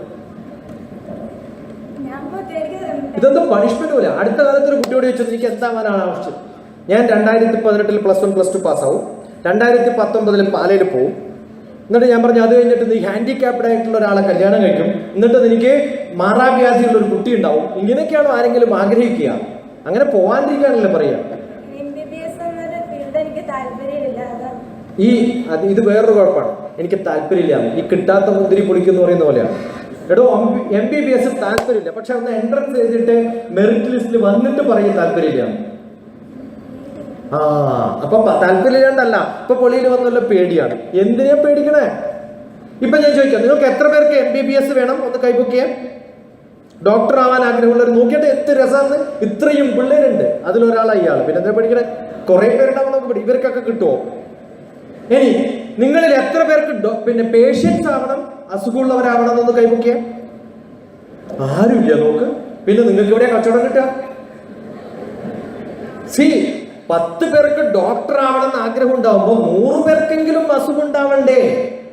വൈദ്യരാജ നമസ്തുഭ്യം യമരാജ സഹോദര. വൈദ്യരാജ നമസ്തുഭ്യം യമരാജ സഹോദര. യമന്റെ ബ്രദറാണ് ആര്? ഡോക്ടർമാർ. എന്താ കാരണം? വൈദ്യൻ യമൻ ഹരതുമേ പ്രാണൻ. യമൻ എന്താ പൊക്കിക്കൊണ്ടുപോവാ? നമ്മുടെ പ്രാണൻ. വൈദ്യനോ അത് കഴിഞ്ഞ ബില്ലും കൂടി തരും. വൈദ്യൻ ധനാനിച്ച, കാശ് കൂടി തട്ടിക്കൊണ്ടുപോകുന്നവരാണ്. എൻ്റെ ജീവിതത്തിൽ എനിക്ക് ഏറ്റവും നല്ല ഒരു ഗുണം എന്ന് പറയുന്നത്, ഞാൻ ഡോക്ടർമാരെ കണ്ടിട്ടുള്ളത് പഠിപ്പിക്കാൻ വേണ്ടിയിട്ട് മാത്രം. അസുഖമായിട്ട് ഇതുവരെ പോയിട്ടില്ല. എൻ്റെ ചെറിയൊരു വീഡിയോ ക്ലിപ്പിംഗ് ആണ്. 1000-ലധികം യൂട്യൂബുകൾ ഉണ്ട് എൻ്റെ. അതിൽ എനിക്ക് ഏറ്റവും കൂടുതൽ റെസ്പോൺസ് വന്നിട്ടുള്ള ഒരു YouTube presentation disease and illness എന്നുള്ള ഡിഫറൻസ് ആണ്. Disease and illness. കേരളത്തിൽ ഏറ്റവും കൂടുതൽ ഡോക്ടർമാർക്ക് പ്രാക്ടീസ്, അധികം വിവരമൊന്നുമില്ലെങ്കിലും ക്ലിനിക്ക് തുടങ്ങാൻ പറ്റിയുള്ള ചില ഡിസ്ട്രിക്റ്റുകൾ തന്നെയുണ്ട്. കാരണം അവിടെ ഡോക്ടറെ കാണാൻ പോകാന്നുള്ളൊരു ടൈം പാസ്സാണ്. എവിടെയെങ്കിലും പിക്നിക്കിന് പോകണമെന്ന് പറഞ്ഞാൽ ചിലപ്പോൾ വീട്ടിൽ നിന്ന് പോകാൻ പറ്റില്ല. പക്ഷെ രാവിലെ മുതൽ ഡോക്ടറെ കാണാൻ പോയാൽ പെർമിഷൻ കൊടുക്കും. അങ്ങനെ പോകുന്ന ചില സ്ഥലങ്ങളൊക്കെ. മെഡിസിൻ കിട്ടാൻ അത്ര എളുപ്പമല്ല, അതുകൊണ്ട് ഇഷ്ടമല്ല എന്ന് പറയരുത്. ഇനി ഏത് പരീക്ഷ എഴുതണം? +1 +2 കഴിഞ്ഞാൽ എല്ലാ പരീക്ഷ എഴുതും. എന്തൊക്കെ പരീക്ഷകൾ എഴുതാൻ പറ്റുമോ അതൊക്കെ എഴുതും. കിട്ടുമോ ഇല്ലയോ എന്ന് വേറെ, എന്നിട്ട് തീരുമാനിക്കുക ഏതാ വേണ്ടതെന്ന്. മനസ്സിലായോ? അതല്ലാതെ ഇപ്പോഴേ പറയരുത് എനിക്ക് ഇനി ടീച്ചർ ആവണമെങ്കിൽ ഏറ്റവും നല്ല ഇൻസ്റ്റിറ്റ്യൂട്ടിലെ ടീച്ചർ ആവണം. ഏറ്റവും നല്ല ഇൻസ്റ്റിറ്റ്യൂട്ടിലെ ടീച്ചർ എന്ന് പറയുന്നത് എന്താ? ഏറ്റവും നല്ല കോഴ്സ് കൊടുക്കുന്ന സ്ഥലത്ത്. MBBS കഴിഞ്ഞാലും ടീച്ചിങ്ങിന് പോവാം. എനിക്കറിയുന്ന കുറേ ആൾക്കാരുണ്ട്. ഇതുവരെ പ്രസിഡന്റ് ഓഫ് ഇന്ത്യയുടെ സർജനായിട്ട് മെഡിക്കൽ പിന്നെ കൗൺസിലുള്ള ഒരാളുണ്ട്. അയാൾ ഇതുവരെ സർജറി ചെയ്തിട്ടില്ല. അയാൾ സർജനാണ്, പക്ഷെ അയാൾ ചെയ്യുന്നത് എന്താണ്? ടീച്ചിങ് ആണ്. Head of the department, professor, vice chancellor ഒക്കെ ആയിട്ട് മാറും. But you don't have to do any treatment. BTech കഴിഞ്ഞാലും കമ്പ്യൂട്ടർ തൊടാതെ കമ്പ്യൂട്ടർ സയൻസിൽ പഠിപ്പിക്കാൻ തുടങ്ങും. കമ്പ്യൂട്ടർ തുടങ്ങേണ്ട കാര്യമില്ല അത് കഴിഞ്ഞിട്ട്. കാരണം ടീച്ചിങ് എന്ന് പറയുന്നത് പ്രൊഫഷന്, അത് പ്രൊഫഷണലി നമ്മൾ പ്രാക്ടീസ് ചെയ്യുന്ന ആവണമെന്നൊന്നുമില്ല. അതുകൊണ്ട് ടീച്ചിങ് ആണ് ഇഷ്ടമെങ്കിൽ ഏത് വിഷയമാണെന്ന് തീരുമാനിക്കുക. അത് മെഡിക്കൽ സയൻസും ആവാം. അതുകൊണ്ട് ഇഷ്ടമല്ല എന്നുള്ളതും രണ്ടാമത് പുറത്തു വന്നല്ല, ഭയപ്പെടണം. ഏറ്റവും സുഖമുള്ളൊരു പണിയേതറിയോ ലോകത്ത്? എല്ലാവരും വിചാരിക്കുന്നത് ടീച്ചിങ് ആണ്. ഒരു പേടിയും വേണ്ട, കാരണം എന്ത് എഴുതിയാലും ഉടനെ തൂത്ത് കളയാം അല്ലേ? ഡോക്ടർമാർ വല്ല ഗുളികയൊക്കെ കൊടുത്തു കഴിഞ്ഞ് തെറ്റ് പറ്റി കഴിഞ്ഞാലോ? ഏറ്റവും നല്ലൊരു കൊട്ടേഷൻ ഉണ്ട്. ഒരു ഡോക്ടർ മോശമായാൽ കുറച്ച് പേഷ്യൻസ് മരിക്കുന്നേ ഉള്ളൂ. ഒരു എഞ്ചിനീയർ മോശമായാൽ ചില ബിൽഡിങ്ങുകളൊക്കെ പൊളിഞ്ഞു വീഴുന്നേ ഉള്ളൂ. പക്ഷെ ഒരു ടീച്ചർ മോശമായാൽ ആ രാജ്യത്തിലെ ഏറ്റവും നല്ല സിറ്റിസൺസിനെ ഏറ്റവും മോശമാക്കിയിട്ട് മാറ്റുന്നുണ്ട്. ഒരു ടീച്ചർ ഉണ്ട് ഭാരതത്തില്, ലോകത്തിലെ ഏറ്റവും നല്ല ടീച്ചർ ആരാന്നറിയോ?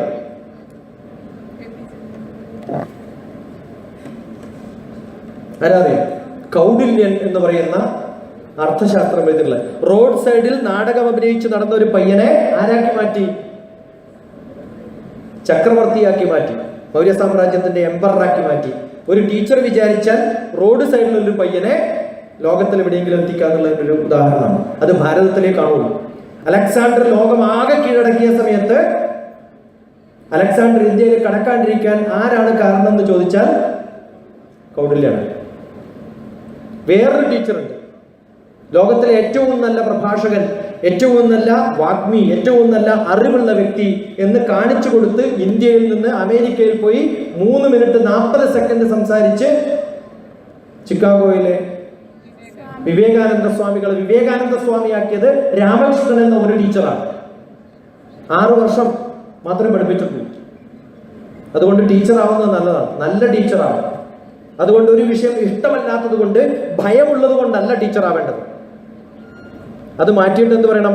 എനിക്ക് ഒന്നിനെയും ഭയമില്ലാത്തതുകൊണ്ട് ഡിപ്പാർട്ട്മെന്റ് ഓഫ് സ്പേസിൽ നിന്നും പ്രൈം മിനിസ്റ്റർ ഓഫീസിൽ നിന്നും ജോലി വിട്ട് ഞാൻ പുറത്തു വന്നത്, വളണ്ടിയർ റിട്ടയർമെന്റ് എടുത്തത് പഠിപ്പിക്കാനുള്ള താല്പര്യം കൊണ്ടാണ്. ഭാരതത്തിൽ ടീച്ചേഴ്സ് ഡേ നമ്മൾ സെലിബ്രേറ്റ് ചെയ്യുന്നത് ഒരു ടീച്ചർ പ്രസിഡന്റ് ആയപ്പോഴാണ്. ഞാൻ പറയുന്നത് തിരിച്ചാണ് വേണ്ടത്. ഒരു പ്രസിഡന്റ് രാജിവെച്ച് ടീച്ചർ ആവുമ്പോഴാണ് നമ്മൾ അത് ടീച്ചേഴ്സ് ഡേ ആയിട്ട് സെലിബ്രേറ്റ് ചെയ്യേണ്ടത്. രാധാകൃഷ്ണൻ മോശമാണെന്നല്ല ഞാൻ പറഞ്ഞത്. അതുകൊണ്ട് teaching is the best profession. ഭക്ഷണം കൊടുത്താൽ സമാധാനം കിട്ടും. അന്നദാനം പരം ദാനം, വിദ്യാദാനം അതപരം. അതിനേക്കാളും കൂടുതലാണ് വിദ്യാദാനം. നിങ്ങൾ ചിലപ്പോൾ ഉച്ചക്ക് നിങ്ങൾക്ക് ഭക്ഷണം കിട്ടൂടെ, അല്ലെങ്കിൽ ഉച്ചക്ക് നിങ്ങൾക്ക് ഭക്ഷണം തരുന്ന ഒരു ആളെ നിങ്ങൾ മറന്നുപോകും. പക്ഷെ എനിക്ക് ഉറപ്പുണ്ട് ഈ DrTPS നിങ്ങൾ മറക്കില്ല. മറക്കുവോ? കേൾക്കണില്ല? മറക്കുവോ? എന്താ കാരണം? കാരണം ഈ പറഞ്ഞ സംഭവങ്ങൾ നിങ്ങളുടെ ജീവിതത്തിൽ കുറെ കാലം ഉപയോഗിക്കാൻ പറ്റുന്നതാണ്. അന്നദാനം പരം ദാനം, വിദ്യാദാനം അതപരം, അന്നേന ക്ഷണികാതൃപ്തി യാവത് ജീവം ച വിദ്യ. ജീവിതത്തിൽ ആകമാനം നിങ്ങൾ ഓർക്കുന്ന ഒരാളെ ഉണ്ടാവുള്ളൂ, അത് നിങ്ങളുടെ പഴയ ടീച്ചറായിരിക്കും. ഫൈൻ. അതുകൊണ്ട് നല്ല ടീച്ചറായിട്ട് മാറും. Be a good teacher. ഒരിക്കലും ചീത്ത ടീച്ചറാകും. ഗുഡ്. മോശം ടീച്ചറാകും. ചീത്ത ഇല്ലല്ലോ ടീച്ചർമാർ. ഗുഡ്. Good enough.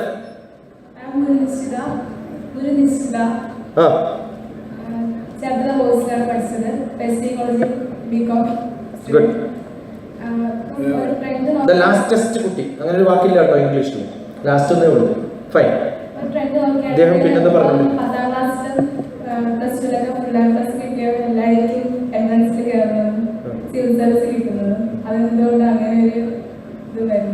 അങ്ങനെയൊന്നും ഇല്ല. എന്താന്ന് ആരാ പറഞ്ഞു?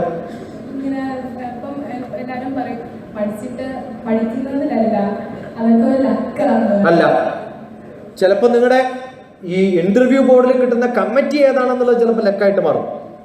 അല്ല, അങ്ങനെ ചിലപ്പോ ലക്കിൽ ഏതെങ്കിലും ഒരാളൊക്കെ കയറിപ്പോയിട്ടുണ്ടാവും. പക്ഷേ കിട്ടുന്ന 170 പേര് ലക്ക് കൊണ്ടാണെന്ന് തോന്നുന്നു. നോ, ഒത്തിരി കുറേ സമയം. അതാ ഞാൻ പറഞ്ഞത്, it is not how much time you invest, how good you do it. എത്ര സമയം പഠിക്കുന്നു എന്നുള്ളതല്ല, എത്ര നന്നായി പഠിക്കുന്നു എന്നുള്ളതാണ്. അച്ഛൻ പറഞ്ഞ ഇപ്പം അച്ഛന്റെ പരിചയമുള്ളൊരു അങ്കിള് 10 വർഷം പഠിച്ചിട്ട് കിട്ടിയിട്ടില്ല. കിട്ടുന്ന കുറേ പേരുടെ എക്സാമ്പിൾസ് ഞാൻ എടുത്തു തരാം. ഫൈൻ. കിട്ടിയോ? നമ്മൾ കാർഡ് കിട്ടിയോ? സർ, എന്റെ പേര് ആതിര. ഞാൻ ഗവൺമെന്റ് ഹയർ സെക്കൻഡറി സ്കൂളിലാണ് പഠിച്ചത്. ഇപ്പോൾ SD കോളേജിൽ BSc ഫിസിക്സിന് പഠിക്കുന്നു. എനിക്ക് ശരിക്കും മലയാളം എടുക്കാനായിരുന്നു താല്പര്യം. പക്ഷേ വീട്ടുകാരുടെ നിർബന്ധത്തെ തുടർന്നാണ് ഫിസിക്സ്, ഒരു നല്ല ജോലി വേണം, മലയാളം എടുത്താൽ എന്ത് എല്ലാം. മലയാളം ഇഷ്ടമാണോ? ഇംഗ്ലീഷിനോട് വിരോധമുണ്ടോ? ഇംഗ്ലീഷിനോട് വിരോധമില്ലെങ്കിൽ എനിക്ക് മലയാളമാണ് കൂടുതൽ. ഒരു കാര്യം ചെയ്യാമോ? ഈ പഠിക്കുന്ന കംപ്ലീറ്റ് വിഷയങ്ങൾ മലയാളത്തിലേക്ക് മാറ്റാൻ പറ്റുമോ? വലിയൊരു കോൺട്രിബ്യൂഷൻ ആവുമല്ലോ ഇല്ലേ? ഇംഗ്ലീഷിനോട് വിരോധമൊന്നുമില്ലല്ലോ. എന്നിട്ട് ആ വിഷയം മലയാളത്തിൽ അങ്ങോട്ട് പഠിക്കും.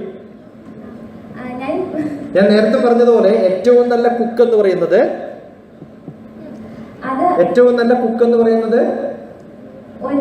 അല്ല. ഞാൻ മാത്തമാറ്റിക്സ് ആണ് പഠിച്ചത്. എനിക്ക് മലയാളം നല്ല ഇഷ്ടമാണ്. അതുപോലെ എനിക്ക് എല്ലാ ലാംഗ്വേജസും ഇഷ്ടമാണ്.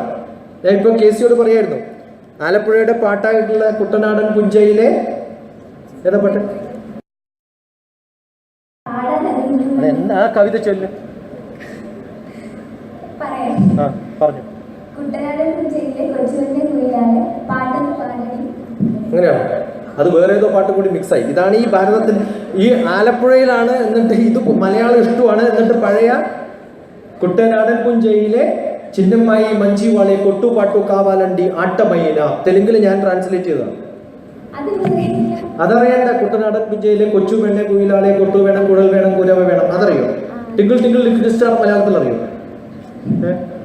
മിന്നും മിന്നും താരകമേ, എന്തത്ഭുതമാണ് ഈ ദൃശ്യം, വീതേ വീതേ മാനത്ത് വൈഡൂര്യം പോൽ മിന്നും. എന്റേതാണ്. നമുക്ക് മലയാളം ഇഷ്ടാവാം, പക്ഷെ മലയാളം ഒരു ഭാഷയാണ്.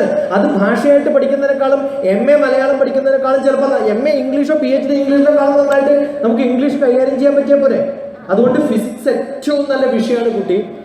ലോകത്തിൽ ഞാനിപ്പോൾ പറഞ്ഞു യഥാ പിണ്ഡേ തഥാ ബ്രഹ്മാണ്ടേ, ലോകത്തെ ഫുൾ കണക്ട് ചെയ്യുന്ന ലോകത്തിൽ ഒറ്റ. എൻ്റെ മാത്തമാറ്റിക്സ് ആണ് PhD എങ്കിലും എൻ്റെ തിസിസ് ഫ്ലൂയിഡ് മെക്കാനിക്സ് ആണ്. ഞാൻ ഫിസിക്സുകാരനാണ്. കമ്പ്യൂട്ടർ സയൻസ് ആണെങ്കിലും ഞാൻ ചെയ്യുന്നത് ഓപ്റ്റിക്സ് ആണ്, ഇമേജ് പ്രോസസ്സിംഗ് ആണ്. ഫിസിക്സുകാരൻ്റെ മുഖത്ത് നോക്കിയിട്ടാ പറയുന്നത് ഫിസിക്സ് എനിക്ക് ഇഷ്ടമല്ല. നിങ്ങളുടെ ടീച്ചർമാർ ഒരു ദിവസം പഠിപ്പിച്ചോടാണ്, അപ്പോഴത്തേക്കും താൻ ഫിസിക്സ് ഇഷ്ടമുള്ള. എനിക്ക് ഫിസിക്സ് ഇഷ്ടമല്ല എന്ന് പറയുമ്പോഴാണ് എനിക്ക് സങ്കടം വരണേ. You can have a passion, you can have a profession. Malayalam ഇരുന്ന് വായിക്ക്. അപ്പോ ഈ സാർ നേരത്തെ പറഞ്ഞു ഇംഗ്ലീഷ് പഠിക്കണം, ഇംഗ്ലീഷ് കൂടുതൽ സിവിൽ സർവീസ് പോലുള്ള പരീക്ഷകൾ അറ്റൻഡ് ചെയ്യുമ്പോൾ ഇംഗ്ലീഷിൽ അത് കുറച്ചുകൂടെ അറിഞ്ഞിരിക്കണം എന്ന് പറഞ്ഞു.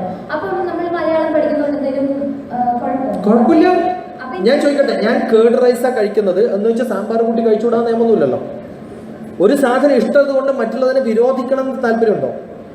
ഇനി അച്ഛനും അമ്മയും പറഞ്ഞത് കൊണ്ടാണ് അത് ചേർന്നത്. എനിക്കറിയുന്ന ഒരു ഹിന്ദി ആക്ടർ ഉണ്ട്, അദ്ദേഹത്തിന് ആക്ടിങ് ആയിരുന്നു ഇഷ്ടം. അദ്ദേഹം ആക്ടിങ്ങിന് പോകുമെന്ന് പറഞ്ഞ സമയത്ത് തന്നെ അമ്മ കത്തിയെടുത്ത് ഇവിടെ വെച്ചിട്ട് പറഞ്ഞു നീ ആക്ടിങ് പോയാൽ ഞാനിപ്പോൾ ആത്മഹത്യ വന്നു.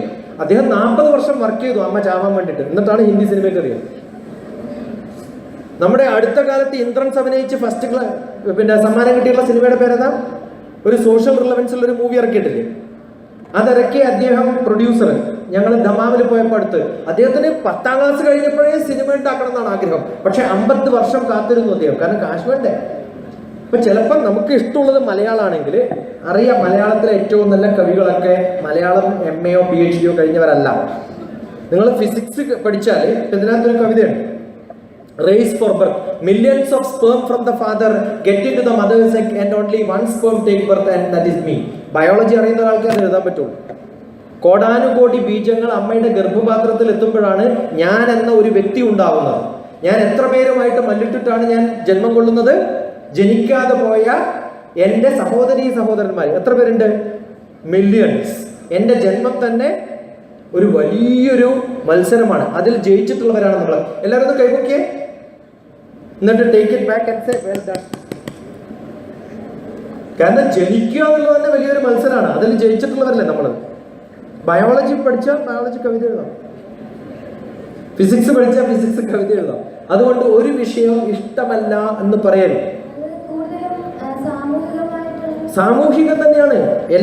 ഏറ്റവും നല്ല ഫിലോസഫേഴ്സ് എന്ന് പറയുന്നത് ഏറ്റവും നല്ല ഫിസിക്സുകാരാണ്. Einstein was a great philosopher. അദ്ദേഹം ഫിസിക്സ് പഠിച്ചുകൊണ്ട് ഫിലോസഫി മറന്നുപോയോ?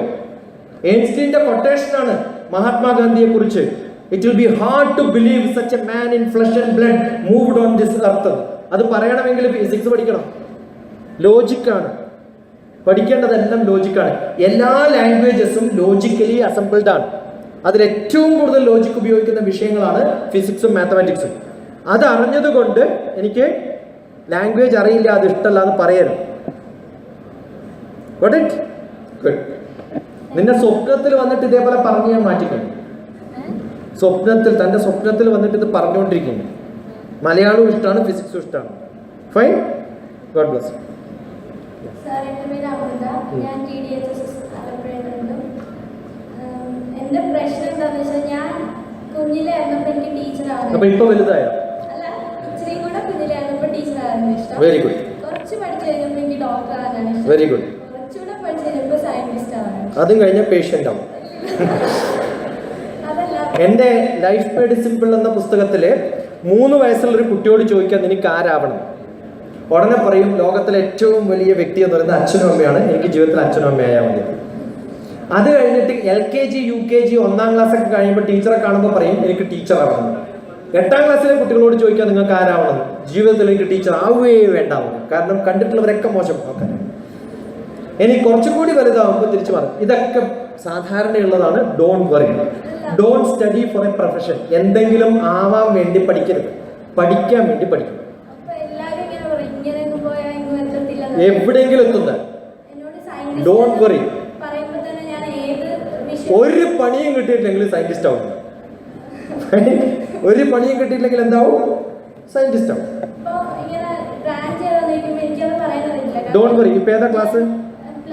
പ്ലസ് ടു കഴിയുമ്പോഴത്തേക്കും പറ്റുന്ന എല്ലാ എക്സാമിനേഷനും എഴുതുക. എന്നിട്ട് എവിടെയെങ്കിലൊക്കെ അഡ്മിഷൻ കിട്ടും, നല്ല കോഴ്സ് കിട്ടും. Don't worry. ഞാൻ 10th പഠിക്കുമ്പോൾ എനിക്ക് ബയോളജി ഇച്ചിരി ഇഷ്ടമാണ്. അപ്പം ആരെങ്കിലും സയൻസ് ഏത് ബ്രാഞ്ച് ചോദിക്കുമ്പോൾ ഞാൻ എനിക്ക് ബയോളജി. ഇതാണ് ഞാൻ ഇത്രയും സമയം പറയാൻ ശ്രമിച്ചത്. എല്ലാ വിഷയങ്ങളും കണക്റ്റഡ് ആണ്. ബയോളജി പഠിക്കണമെങ്കിൽ ജിയോഗ്രഫി അറിയണം, ജിയോഗ്രഫി അറിയണമെങ്കിൽ ഫിസിക്സ് അറിയണം, ഫിസിക്സ് അറിയണമെങ്കിൽ മാത്സ് അറിയണം, കെമിസ്ട്രി അറിയണം. എല്ലാ വിഷയങ്ങളും കമ്പൈൻഡ് ആയിട്ടാണ് പഠിക്കുക. നിങ്ങൾ എൻവറോൺമെന്റ് സയൻസ് എന്ന് പറയുന്നൊരു സബ്ജക്ട് പഠിക്കും. അത് ജിയോഗ്രഫിയാണ്, കെമിസ്ട്രിയാണ്, ബയോളജിയാണ്, എല്ലാം കൂടിയിട്ടുള്ളതാണ്. ഫൈൻ. അതിനകത്ത് ഡിഫ്യൂഷൻ ഇക്വേഷൻ എന്ന് പറയുന്നത് കംപ്ലീറ്റ് മാത്തമാറ്റിക്സ് ആണ്. എഞ്ചിനീയറിംഗിന് പഠിക്കുന്നവരും ഒരു സബ്ജക്ട് പഠിക്കേണ്ടി വരും, അത് എൻവറോൺമെന്റ് സയൻസ് ആണ്. അത് പഠിപ്പിച്ചിട്ടുണ്ട് എഞ്ചിനീയറിംഗ് കോളേജ്. അതെ, ആരാണ് പഠിക്കണമെന്ന് വെച്ചാൽ എല്ലാ വിഷയവും അറിയുന്നവർക്ക് അത് പഠിക്കാൻ പറ്റും. തന്റെ പ്രശ്നം എന്തോ പ്രശ്നം ഉണ്ടെന്നുള്ള ധാരണയാണ്, അത് ആദ്യം കൂടെ ഒഴിവാക്കും. എനിക്ക് പിന്നെ ഫിസിക്സ്, ആസ്ട്രോണോട്ട് അങ്ങനെ ഇഷ്ടമാണ്. അപ്പൊ എനിക്ക് പേടി, ഞാൻ എവിടെ എത്തുമ്പോഴാണ് കറക്റ്റ് ആയിട്ട്. മിക്കവാറും നിങ്ങളുടെ ഒരു കുഴപ്പം എന്താ വെച്ചാൽ നിങ്ങൾക്ക് ഇന്ന് ജോലിയാണ് വേണ്ടതെന്ന് വെച്ചിട്ടാണ് പഠിക്കുക. അതിന് പകരം ആ വിഷയം പഠിക്കാൻ വേണ്ടി പഠിക്കും, ജോലി വരും. The brightest will get good job. Don't have to worry about it. ഒരു ഏറ്റവും വലിയൊരു ബുദ്ധിമുട്ടെന്ന് പറയുന്നത്, ഒരു പോലീസ് വന്ന് പറയും പോലീസ് ആവുകയാണ് ഏറ്റവും നല്ലത്. ഒരു പള്ളിയിൽ അച്ഛൻ വന്നിട്ട് പറയും പള്ളിയിൽ അച്ഛനാവുകയാണ് ഏറ്റവും നല്ലതെന്ന്. ഒരു പൊളിറ്റീഷ്യൻ പറയും പൊളിറ്റീഷ്യൻ ആവുകയാണ് നല്ലതെന്ന്. ഒരു പോലീസ് പറയും അയാളാണ് നല്ലതെന്ന്. ഈ സയന്റിസ്റ്റും പറയും സയന്റിസ്റ്റാണ് നല്ലതെന്ന്. പക്ഷേ ഏതാണ് നല്ലതെന്ന് ചോദിച്ചാൽ ഏറ്റവും നല്ല പണി കുക്കാണ്. എൻ്റെ കുക്കിംഗ് ക്ലാസ്സും കാണാം യൂട്യൂബിൽ പോയാൽ. ഫൈൻ. നമുക്ക് ഏതാണോ താല്പര്യം അതൊക്കെയാണ് നമ്മൾ പഠിക്കേണ്ടത്.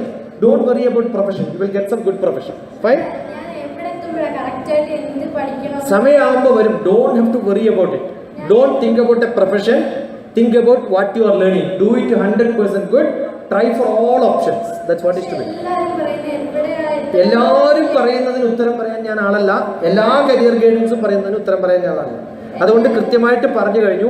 എല്ലാ വിഷയവും കൃത്യമായിട്ട് പഠിക്കുക, എല്ലാ എക്സാമിനേഷനും എഴുതുക, കിട്ടുന്നത് പഠിക്കും, എല്ലാം പഠിക്കും. അതാണ് വേണ്ടത്. I don't think KC Venugopal 12ാം class പഠിക്കുമ്പോൾ MP ആവണമെന്ന് ആഗ്രഹിച്ചു. ഞാൻ 12ാം ക്ലാസ് പഠിക്കുമ്പോൾ സയന്റിസ്റ്റ് ആവണമെന്ന് ആഗ്രഹിച്ചിട്ടൊന്നല്ല ആയത്. വേറൊരു പണിയും കിട്ടാണ്ട് സയന്റിസ്റ്റ് ആയി പോയതാണ്. Good. Study well. Fine. എൻ്റെ പേര് ക്രിസ്. ഞാൻ മഹാരാഷ്ട്ര സെക്കൻഡറി സ്കൂളിൽ നിന്നാണ് വരുന്നത്. ഞാനിപ്പോൾ 11th ബയോളജി സയൻസാണ് ഓപ്റ്റ് ചെയ്തിരിക്കുന്നത്. ഇപ്പം എനിക്ക് +2 കഴിഞ്ഞിട്ട് MBBS എൻട്രൻസ് നീറ്റ് എഴുതി. ഫസ്റ്റ് അറ്റംപ്റ്റിൽ തന്നെ ഒരു ഉയർന്ന ഒരു ഇന്ത്യയിൽ ടോപ്പ് 500 റാങ്കിൽ പെടണമെന്നാണ് എൻ്റെ ഒരു ആഗ്രഹം. അപ്പം ഇപ്പം ഫിസിക്സിനോട് മാത്തമാറ്റിക്സിനോട് എനിക്ക് നല്ല താല്പര്യമുള്ളതുകൊണ്ട് ഫിസിക്സ് എനിക്കിപ്പോൾ എളുപ്പമാകും. ബയോളജി കെമിസ്ട്രിയും കൂടെ കുറേ ഒരു ഓവർലോഡായി പോകുന്നത്. എനിക്ക് ബോർഡ് എക്സാമിന് നല്ല മാർക്കോട് പെർഫോം ചെയ്യണമെന്നുണ്ട്. നീറ്റിന് ഫസ്റ്റ് അറ്റംപ്റ്റിൽ തന്നെ ഒരു നല്ലൊരു ഉയർന്ന റാങ്ക് മേടിക്കണമെന്നുണ്ട്. പക്ഷെ എല്ലാവരും കൂടെ ചേർന്ന് ഇന്ത്യയിൽ 8 ലക്ഷം കുട്ടികൾ എഴുതുന്ന ഒരു എക്സാമിനെ കുറിച്ചാണ് പറയുന്നത്. ഇവർക്ക് എല്ലാവർക്കും ഓവർലോഡാന്ന് തോന്നാറുണ്ട്. ഫൈൻ. അതുകൊണ്ടാണ് അത് ടഫസ്റ്റ് എക്സാം ആക്കുന്നത്. കാരണം കോമ്പറ്റീഷൻ കൂടുമ്പോൾ ടഫ് ആക്കും. But don't have to worry. Again എനിക്ക് റിപ്പീറ്റ് ചെയ്യാനുള്ളത്, MBBS കിട്ടിയാലേ നീറ്റ് എഴുതിയാലേ എൻ്റെ ജീവിതം നീറ്റ് ആവുള്ളൂ എന്നുള്ളൊരു ധാരണ വേണ്ട. അതല്ലെങ്കിലും നീറ്റായിട്ട് പോകും. Fine. There lot of options. ഇനി മെഡിക്കൽ തന്നെ അല്ലെങ്കിലും പാരാമെഡിക്കൽ ഉണ്ട്, റിസർച്ച് ഉണ്ട്. You can get in to biotechnology, get in to പിന്നെ മെഡിക്കൽ സയൻസിൽ ഏറ്റവും കൂടുതൽ റിസർച്ച് നടക്കുന്ന ബയോടെക്നോളജിയിലാണ്, നാനോ ടെക്നോളജിയിലാണ്. ഫാർമസ്യൂട്ടിക്കൽ കമ്പനീസ് 10-36 പിന്നെ ഫാർമസ്യൂട്ടിക്കൽ കമ്പനീസിലെ കംപ്ലീറ്റ് റിസർച്ചേഴ്സ് മെഡിസിൻ പഠിച്ച് മെഡിക്കൽ MBBS ചെയ്യുന്നതിനേക്കാളും കൂടുതൽ ബയോളജി ബാക്ക്ഗ്രൗണ്ടിൽ നിന്ന് വരുന്നവരാണ്. So get in to any related subjects in medicine. That's best. നമസ്കാരം. എൻ്റെ പേര് വിജീത. ഞാൻ സെന്റ് ഫ്രാൻസിസ് HSC ചർച്ചയിലാണ് വരുന്നത്. എനിക്ക് ഡോക്ടറാണെന്നാണ് ആഗ്രഹം. ഞാനിപ്പം മഠത്തിലാണ്. ഒരു വർഷമായിട്ട് പഠിക്കുന്നില്ല. അടുത്ത വർഷം +1 പോകുന്നത്. അപ്പോൾ ഈ സമയത്ത് തന്നെ ഞാൻ ടെക്സ്റ്റ് എല്ലാം വായിച്ച് നോക്കുന്നുണ്ട്. അപ്പം ടെക്സ്റ്റ് വായിച്ച് നോക്കുന്നത് ഒന്നും പിടികിട്ടുന്നില്ല. എന്നാലും വായിച്ച് നോക്കുന്നു. പക്ഷെ എന്തിനാണ് പഠിക്കുന്നത്? ഇതും ആ ഒരു ഇതുമായിട്ടൊരു ലിങ്ക് അല്ല അത് തോന്നല്. പിന്നെ എനിക്ക് ഡോക്ടറായിട്ട് വിവിധ മേഖലകളിലൊക്കെ പോകുന്നുണ്ട്. ഒരു ശരിക്കും സ്പെഷ്യലൈസ് ചെയ്യണമെന്നുണ്ട്. പക്ഷേ അതിന് വായിക്കാൻ നേരത്തും പഠിക്കാൻ നേരത്തൊന്നും പറ്റുന്നില്ല. കോൺസെൻട്രേഷൻ കിട്ടുന്നില്ല. അതാണോ പ്രശ്നം? പിന്നെ എനിക്ക് കുറെ ബുക്കൊക്കെ വായിക്കണമെന്നുണ്ട്. പക്ഷെ എൻ്റെ കയ്യിൽ അങ്ങനെ എനിക്ക് ആവശ്യത്തിനുള്ള ബുക്കൊന്നും. നല്ല ഗ്രൂപ്പ് ഉണ്ടാവണം. നമ്മൾ ഒറ്റയ്ക്ക് പഠിക്കുന്നതും ഗ്രൂപ്പായിട്ട് പഠിക്കുന്നതും ഒരു വ്യത്യാസമുണ്ട്. ഒരേ വിഷയം പഠിക്കുന്ന സമയത്ത് ഒറ്റയ്ക്ക് ഇരുന്ന് പഠിക്കുമ്പോൾ അല്ലാണ്ട് ബോറടിക്കും. ഒരു 3-4 പേര് കൂടെ ഉണ്ടെങ്കിലോ ഒരാൾക്ക് ഇഷ്ടപ്പെട്ടില്ലെങ്കിലും ബാക്കിയുള്ളവരുടെ ഇൻട്രസ്റ്റ് കൊണ്ട് അറിയാണ്ട് നമുക്ക് ഇൻട്രസ്റ്റ് ഉണ്ട്. കമ്പൈൻ സ്റ്റഡിയാണ് ഏറ്റവും നല്ല സ്റ്റഡി. അപ്പോൾ ആ ഒരു ഗ്രൂപ്പ് ഉണ്ടാക്കിയെടുക്കാൻ ശ്രമിക്കുക, അതാ പറയാൻ പറ്റും. ഓക്കെ, നമുക്ക് ചുറ്റുമുള്ളവരുടെയൊക്കെ ഇൻട്രസ്റ്റ് സെപ്പറേറ്റ്, നമുക്ക് മാത്രം ഇങ്ങനെ ഒരു കാര്യത്തിൽ ഇൻട്രസ്റ്റ് ഉണ്ടാവുക, ഇറ്റ്സ് വെരി ഡിഫിക്കൽട്ട്. അപ്പോൾ അതുകൊണ്ട് get in to a good company, that's what I should suggest. Okay, god bless. Fine. അപ്പോൾ thank you. I think cross the time അല്ലേ, 15 മിനിറ്റ് അധികം സംസാരിച്ചു. ഈ ഒരു സൗകര്യം ഉണ്ടാക്കി തന്ന ആലപ്പുഴയുടെ പൊൻതൂവലായ നമ്മുടെ എൻ്റെ സഹപാഠിയും സുഹൃത്തും സഹോദരനും ഒക്കെ ആയിട്ടുള്ള KC വേണുഗോപാലിന് നന്ദി. അറേഞ്ച്മെന്റ് ചെയ്തിട്ടുള്ള ബാക്കി എല്ലാവർക്കും നന്ദി. എവിടെയെങ്കിലും എപ്പോഴെങ്കിലും വെച്ച് കാണാൻ ഭാഗ്യമുണ്ടാവട്ടെ എന്ന് പ്രാർത്ഥിക്കുന്നു. എന്നെ കണ്ടുപിടിക്കാൻ DrTPS എന്ന് പറഞ്ഞിട്ട് DrTPS TP തല്ലിപ്പൊളി എന്നാണ്. എന്താ ചിരിക്കണേ? തല്ലിപ്പൊളി മോശമാണ്. തല്ലന്നെയാണ് അടി. തല്ലിപ്പൊളി എന്തായി മാറും? തല്ലടിയാണെങ്കിൽ തല്ലിപ്പൊളി എന്തായി മാറും? അടിപൊളിയായിരുന്നു. തല്ലിപ്പൊളി ശശികുമാർ എന്നാണ് DrTPS. Temperature pressure second, thermal power station, top police service, DrTPS. വെറുതെ ഒന്ന് നെറ്റിൽ പോയി തപ്പി നോക്കുക. You can get in to what most of the questions what you asked. ഇതൊക്കെ പലയിടത്തും ചോദിച്ചിട്ടുള്ളതാണ്. പുസ്തകങ്ങൾ അവൈലബിൾ ആണ്. എപ്പോഴെങ്കിലും ആവശ്യമുണ്ടെങ്കിൽ എന്നെക്കൊണ്ട് നിങ്ങൾക്ക് ഒരു ഉപകാരവും ഇല്ലാതിരിക്കട്ടെ എന്നാണ് പ്രാർത്ഥന. പക്ഷെ എങ്കിലും എപ്പോഴെങ്കിലും എവിടെയെങ്കിലും വെച്ച് കാണാം എന്നുള്ളൊരു. പക്ഷെ നിങ്ങൾ ആരെങ്കിലുമൊക്കെ ആവുന്ന സമയത്ത് ഈ പറഞ്ഞ കുറച്ച് വാക്കുകൾ നിങ്ങൾ ചെറിയ ഡയറക്ഷൻസ് അല്ലെങ്കിൽ മിസ്ഡയറക്റ്റ് ചെയ്യാൻ, മിസ്ഗൈഡ് ചെയ്യാൻ ഉപകാരപ്രദമായിട്ടുണ്ട്.